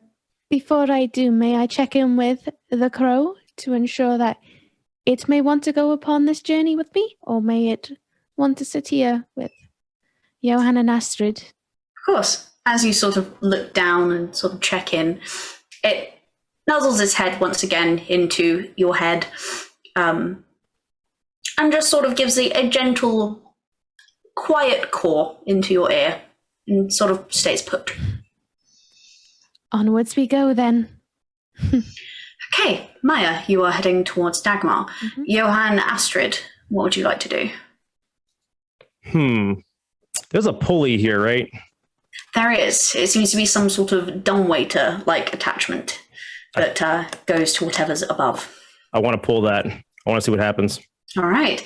As you grab the rope where it appears to be descending, you note where the rope itself attaches to the various pulleys and systems, and you give it a yank. And as you do so, you see the platform at the base of this begins to judder and move. And as you give it another sharp tug, you see it begin to ascend. And it seems that by you pulling this rope, you can ascend this platform to the higher floor. Asher, what's your take on this? This is pretty interesting. How large is the platform? It's pretty big. It looks like, from a cursory glance, this was built to be able to pulley system up one of these gigantic lenses. Well, let me take a quick look around, but perhaps we can use this to simply raise ourselves to the top of the lighthouse. Sounds like a plan to me. Okay. As the two of you look around, please make your logic and investigation rolls. You can either choose one of you to roll and provide assistance, or both of you can roll separately.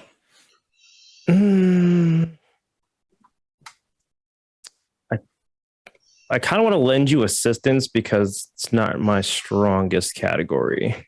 I would say also, considering we're sharing light for Johan not to step on any glass in his bare feet.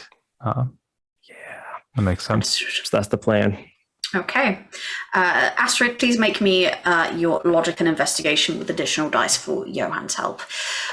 We will cut away briefly whilst that is being rolled back to Maya as you crawl up to this mid-space, this limbo, where you see Dagmar raising a lantern and looking around a small cubbyhole style room with scrawlings on the floor, a skull in the middle, and odd gems and various accoutrements at a back table.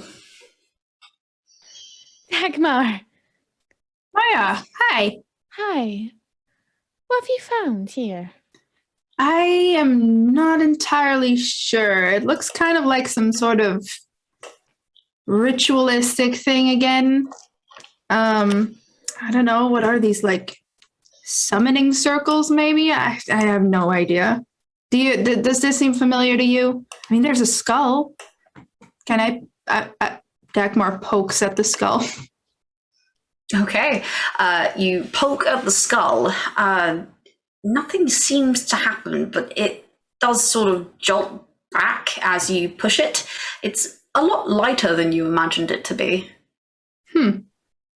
I don't think this is a human skull. Ooh. What do you make of this?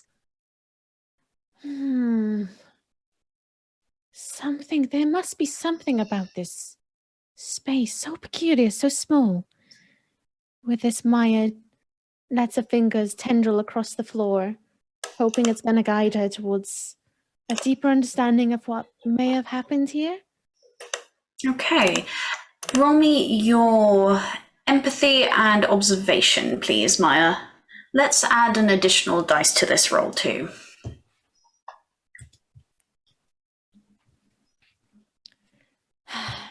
No successes. No successes. Mm-mm. As you're wandering around this place, you can't help but be drawn back to the skull, to the fangs, long, elongated canine fangs that protrude from its jaw. You're finding it hard to concentrate on anything else.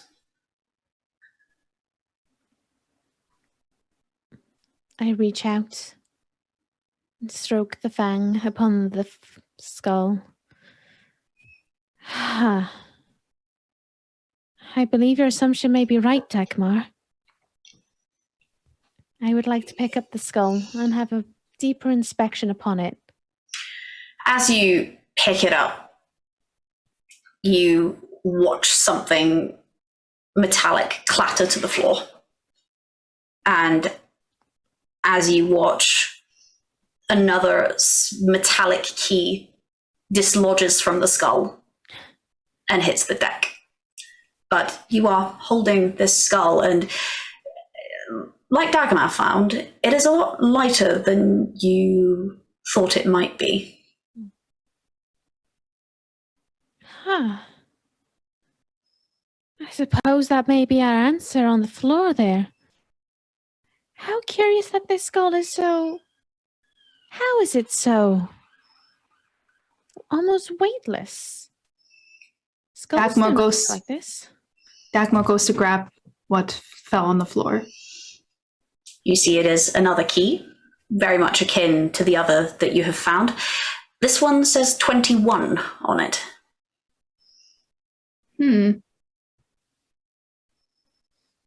Didn't I just find a key that was 21? That may be 14 in that case. So you have a key that's labeled with 13, right? I believe I do. So we have 13, 14, and 21. Now, I've always said I'm the smartest one here, but I feel like we have seen these numbers before. I feel that you may be right in the assumption there, Dagmar. These numbers have been almost riding upon our backs this entire time. Dagmar goes to look at the table at the back to see the papers and stuff. Sure. As you go to the back, you see it's a very eclectic mix here of various things. There are sort of small wooden bowls of what looks like some sort of powder, pine needles perhaps in another, and torn at the top and left under one such bowl is a piece of paper that seems to have very similar script written on it to what you found in the odd chapel before. Which was the poem or the translation? That's the stuff about I think it was something about the life that was given, or taken unwillingly. Yes. You recall before Astrid running through the translation with you, You who gave me the life of the unwilling, you who sacrificed what was not yours to give. And you do recall that that part of the translation that you'd found before was torn at the bottom. This is torn at the top. But it's in Latin, if I remember correctly. It is translated from this odd language into what you can assume to be a romanization of Siren's language. Can I make an attempt at, like, you know, combining my knowledge of the several languages that Dagmar knows to, like, get something out of it? I'd say so. Let's have a look then. Are you trying to use sort of raw intellect for this, or something perhaps a little more underhanded? Yeah, a little bit more, perhaps empathetic. Understood. Perhaps trying to tease out the true meaning of what you're seeing. Empathy and manipulation then, please, Dagmar. All right.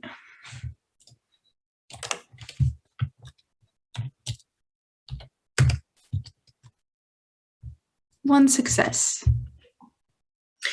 Having seen Astrid work on a piece of paper like this before, having seen how she puzzled through this various bits of text and romanization, and with the understanding of language that you have indeed had education with many different languages of the region and beyond, you see that this isn't quite so difficult.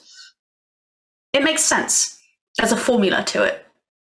And whilst you understand that likely the romanization of whatever language this isn't quite correct to how it actually is, or that it may not have a purely written form, you are able to translate it.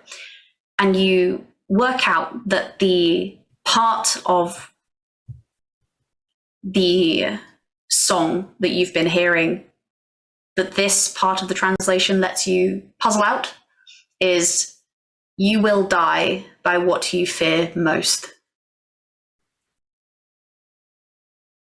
Huh. Well, that sure is ominous. I think this note says promises will die by, well, someone will die by what they fear most.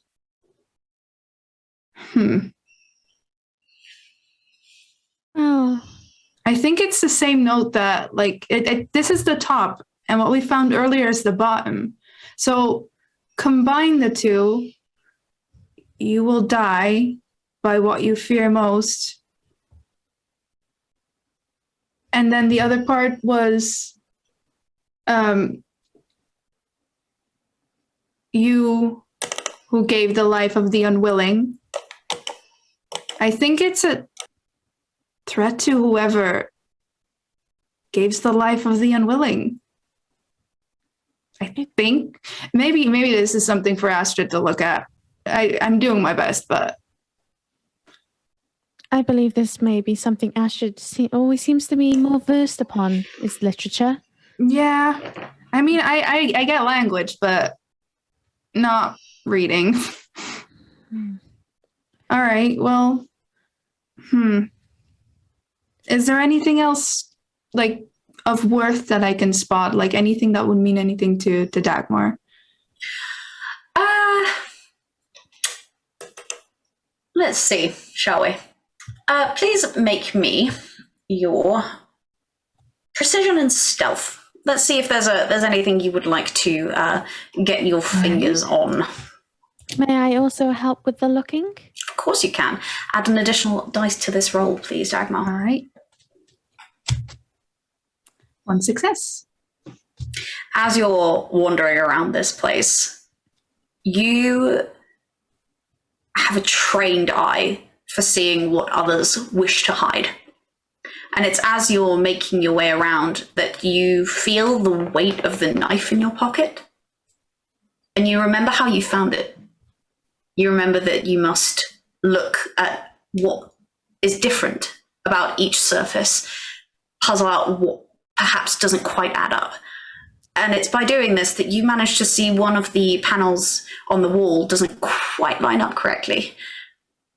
In pulling it open, you see another knife, almost identical to the one already in your care. But this one, the blade is dark somehow, like it's been treated with something. And now it's almost black. I grab the knife, and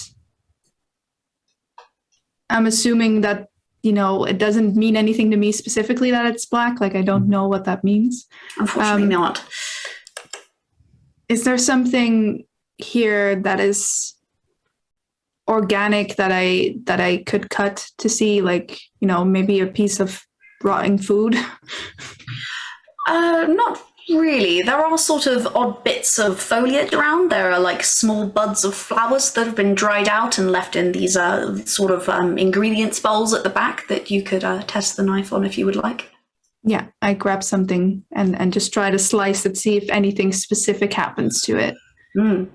As you pull the knife down through what appears to be a small dried rosebud, you watch as the second the knife touches it, it begins to wilt and wither and curl in on itself. And as you push the knife down, it almost seems to collapse. And even though it is dried, this flower, it seems to have regained enough life to allow it to die. Oh, okay. Dagmar immediately takes off like one of her wraps that she has on her hands and like wraps it around the blade, being very careful not to like touch it. And okay, well, whatever is up with this blade, we should not. I'm gonna keep it, but we better not touch it too much. And she sticks it in her like pouch, but she takes the other blade out, the one that she grabbed from the ritual chamber. And goes to Maya and say, here, maybe you should have this. Like, I don't know what's ahead of us, but I think I would be really bummed out if something would happen to you. And I feel like, I don't know, maybe in a pinch, this would help. And I give it to Maya. Dagmar, I thank you for your thoughts. Such an object of destruction, however. I know it's not your thing, but I will put it away upon my ruffles. Here's hoping we do not need it. all right. I put them away into my ruffles. May I also take a couple of those petals that are dried? Not the one that has wilted, but the others. You never know when I may need to make a nice blossom brew. Easy enough. And it's as you sort of reach in and take a nice handful of these petals, you smell the floral bouquet of them. Despite dried, they are still quite pleasant. And it's as this happens that we will once again duck away from this scene and traverse back down the ladder towards Johan and Astrid. Now, the both of you have been left in this odd space surrounded by broken glass with what appears to be some sort of industrial dumbwaiter at the very end of the room. There is still the sound of something metallic rolling around on the floor. Unfortunately, you didn't succeed your previous roll, did you, Astrid? I did not. Would you like to risk losing something in order to make another attempt, or would you take the fail? As this thing, whatever it is, continues to roll around and around and around just out of sight, it drives Astrid mad, and she redoubles her efforts to find it. Okay.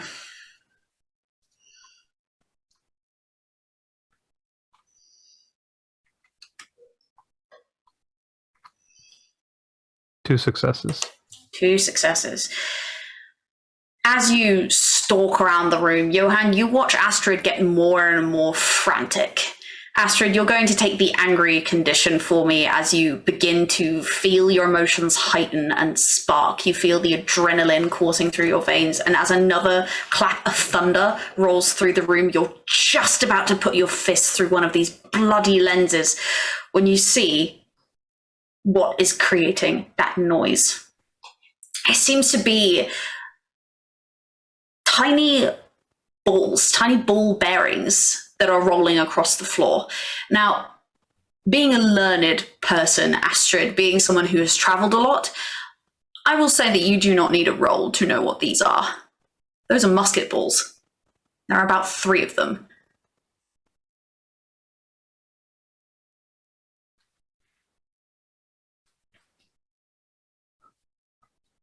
Looking around at the room, Johan, do you see... Look at the walls. Do you see any marks upon them? I mean, not well. I'm not sure what you're going for here. Sort of thrusts her hand into his face. These, look. Oh yeah, how about that? Yeah, what about them? You've been a soldier, have you not? I have been. These are musket balls. What are we going to do with them here? Okay. Would that explain the broken glass, or? It well might. Okay. So that's fine and dandy. I'm sure there's a whole story to be told here, but what do? We're supposed to light the lighthouse, right? So like, what is the overarching goal here? Well,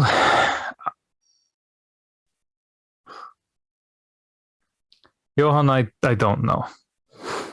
I don't know. That's a first. All right. And I'm going to jot this down in my memory banks real quick. Anyway, so what's going to happen here is maybe we can do like a little bit more looking around. Maya and Dagmar, they've been gone for a little bit of time. So should we go check on them? Should we wait for them to come back? I don't know what the play is here. The sooner we get out of here, the better. They are finding something that is well and good. Mm-hmm. Let us see if this thing that will elevate us will take us to the top. All right. I'm just going to keep pulling, I guess. Okay. Astrid, are you stepping onto the platform?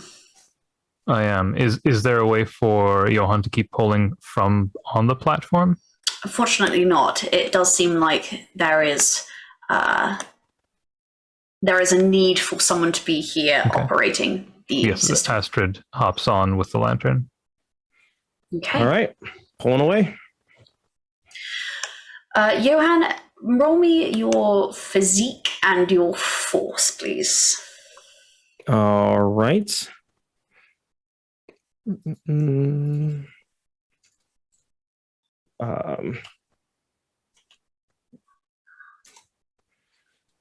2 successes. Easily enough. You've been training for quite a while, and more than that, you probably know your way around sort of ropes and pulleys fairly well. I can imagine that during your days at sea, you were often tasked with rigger duties, sort of hauling the various masts. And as you sort of take a hold of this rope and begin to pull, those old muscles and muscle memories begin to take over. And Astrid, you feel yourself very smoothly elevated up through a sort of enclosed space. And as the lower floor where Johan is disappears from view, you enter a boxy, claustrophobic space, imposing on all sides. An area between the floors, which leaves you almost completely in darkness, apart from where above you a pinprick of light is getting closer and closer and closer. Eventually, you break into the room above. In the very epicenter of this space is a huge structure, a hulking thing of those same glass lenses, surrounded by a walkway that heads to a trapdoor with a ladder going down. On the other end of this walkway, you see another such space where it descends, almost like a horseshoe that both end in these ladders. The one to your right, you can see the lamplight that Dagmar took with her into the crawl space, and to the left you see only darkness. Around the hulking structure of the glass lens, you see, as you look out, floor-to-ceiling windows that give access to the rest of the island as a view. You get the idea that on a clear day, it would unveil the water and even the mainland for miles. The bulbs and lenses themselves form the shape of an enclosed lily, and each pane has been frosted with a blue tint. What would you like to do?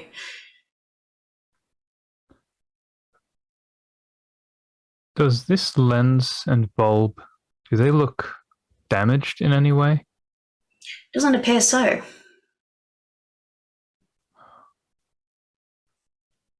This mechanism,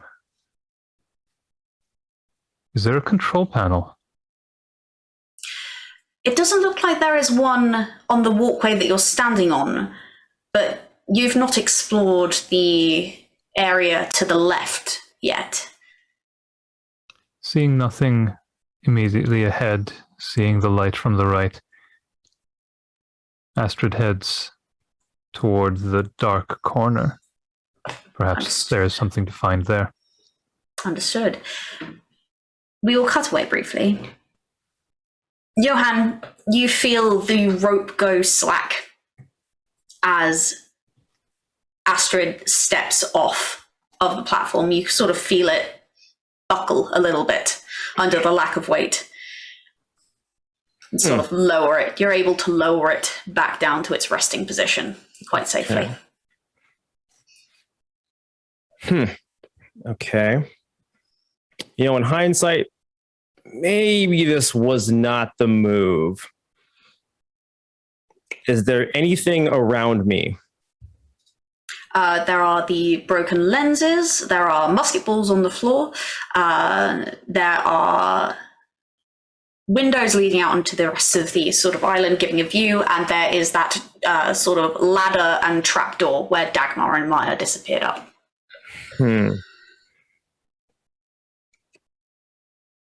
I'm really not sure what to do here. I don't know. Debating if I should just kind of wait for Astrid to come back, or if I should just go see what Maya and Dagmar are up to.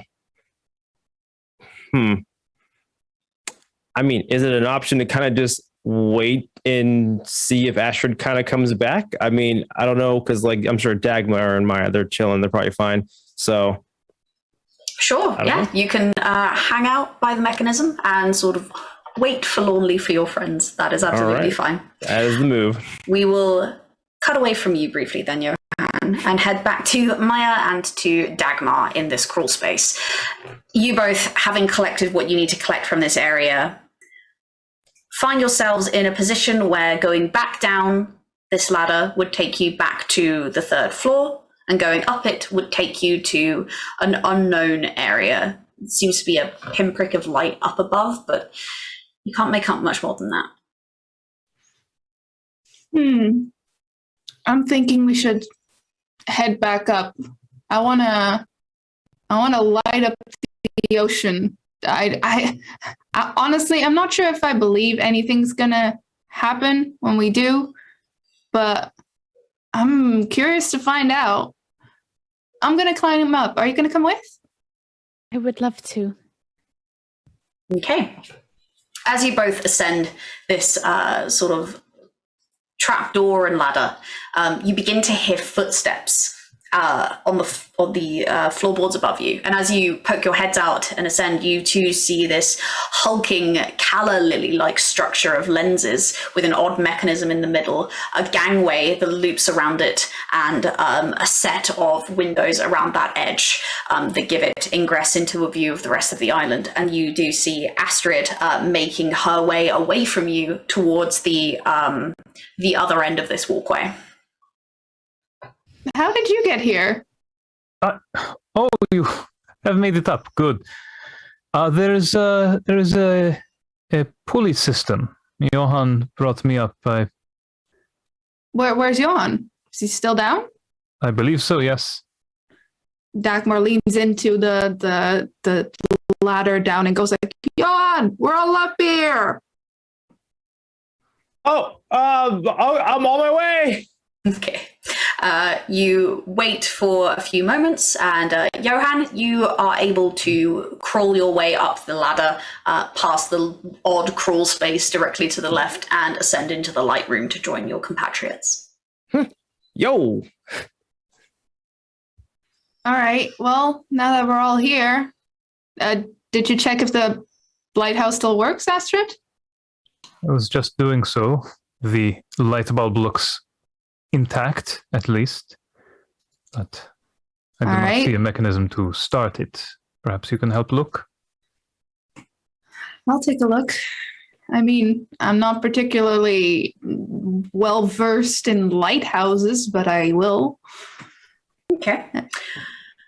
You all do notice that it seems the last place that is available on this floor that you haven't looked is where the floor disappears into yet another sort of trapdoor situation, and beneath it there is pitch blackness. I was just going to look this place over. I don't want to go down there.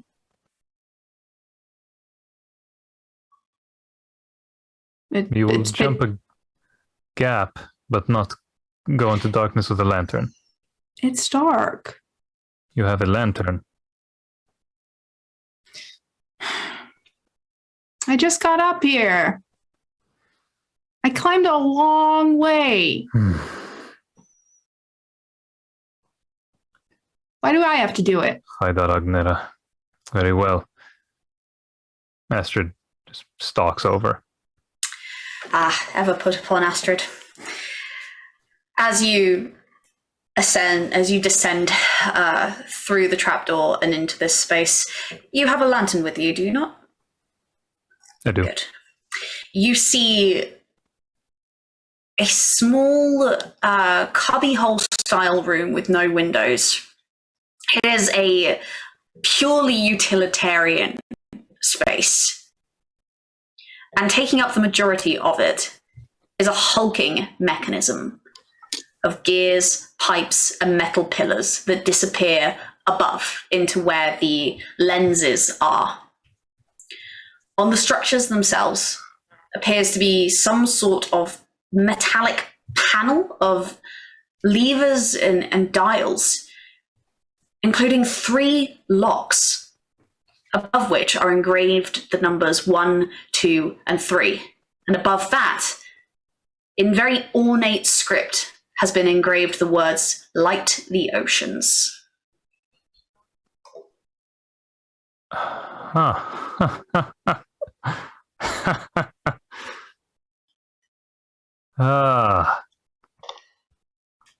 Johan, Maya, Dagmar, do you have those keys you found? Do you have that key you found?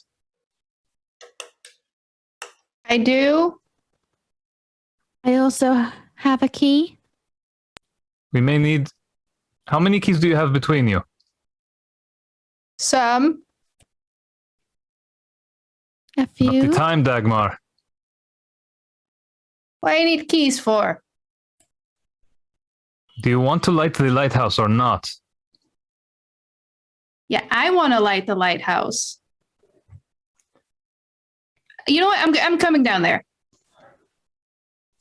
Dagmar, you descend to see Astrid clutching her temples, but you also see the same structure that she sees looming before her. All right. So, wait, what do you want to do with the keys? I mean, I don't have all the keys. Maya has some. Maya, Yes? we need a key. Is that an invitation? Yes. I would also like to join them. You may. Descending into this place, you once again see the hulking structure, the phrase "light the oceans," and below it 3 locks, above which are 1, 2, and 3. Guys, can I come down too, or Yeah, I'm of a little course. alone? Okay, cool. Just wanted to make sure. We'll I just do went down. nothing until you're here. Perfect.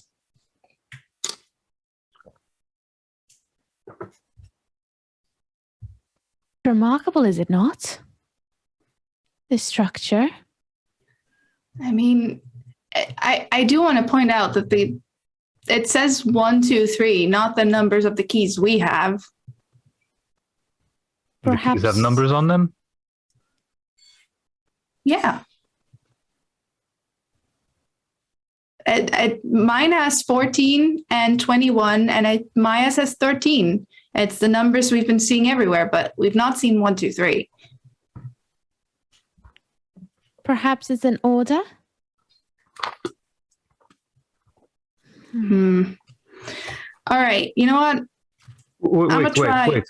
Yeah. What were the numbers? 13, 14, 21. It's the same numbers that were on the piers when we arrived to the island. Try. And Astrid just holds out the Bible she's been carrying, and No, you thanks. see, we have seen this. Matthew 14, 13 to 21. 14, 13, and 21. So perhaps it is an order.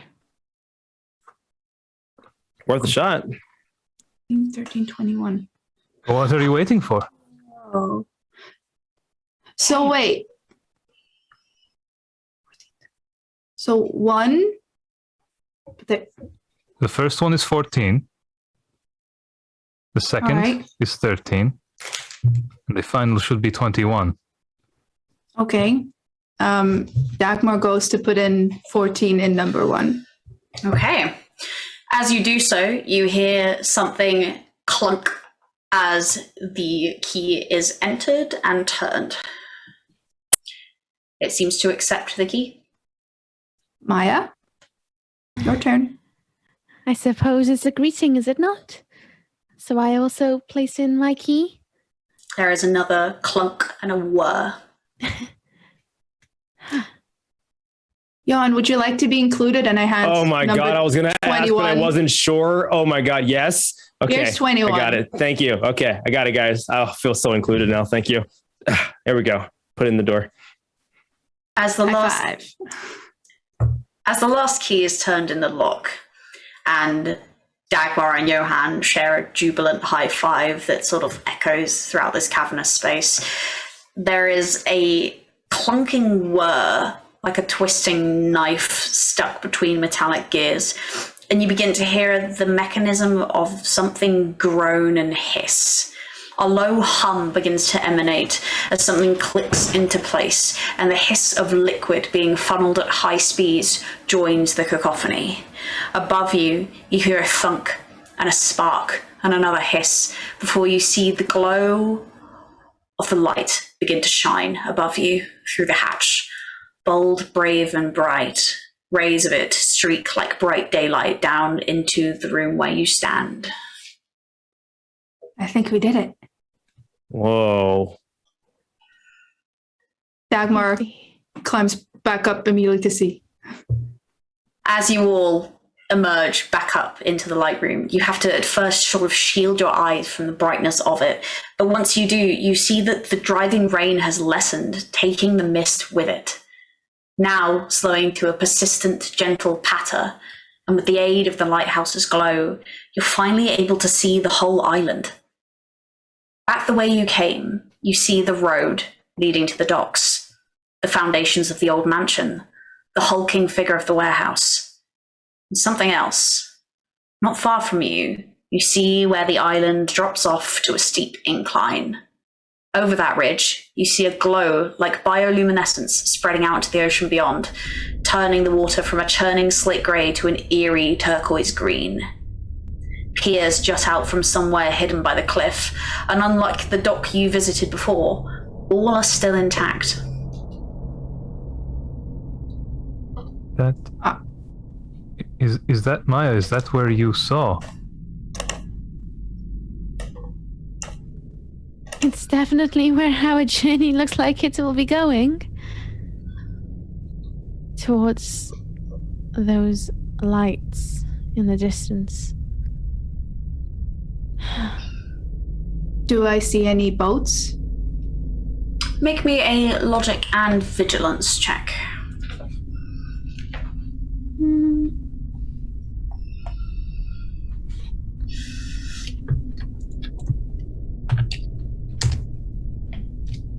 Nope, nothing. As you glance around furtively, Dagmar, trying to see what could be floating atop the oceans beyond, trying to get an idea if anything is out there other than you, if anything is even close to the island that could resemble human life. And it's as you're peering into the darkness, peering into this roiling waves beyond, that your attention is drawn back to the structure you're standing beside. The light flickers once. The light flickers twice. 3 times. Frantic like hummingbird wings. And then all at once, with a sharp pop and a loud crack of shattering glass, it goes out completely, leaving you in darkness, apart from that blue glow that is still coming from just over the ridge. And that, folks, is where we will leave our session for today. Thank you so much for joining us. We have been Adventure Tavern, and this has been Vaesen, Dark Tide, Rising Waters. I have been your game master for the evening, Gabriel, or at Good and Chaotic, various other places all around the internet, mainly Twitter though, that's where I do most of my yelling. And I've absolutely loved being here. Once again, you guys are amazing. Thank you so much. Thank you to everyone in chat who stuck around. And I will now go and introduce our fantastic cast that you have had the pleasure of watching here today, bringing their amazing characters to life. So Johan, let's start with you. What's going on, guys? I'm Super Anthony. I love weeby anime stuff and also play Final Fantasy XIV, the MMO. That's me. Heck yeah. Astrid, what's it about? I'm Dinsdale. Hello. Your resident frustrated Armenian. I play all sorts of games and generally enjoy myself with a cozy community over here on Twitch mostly. Fantastic. And Dagmar?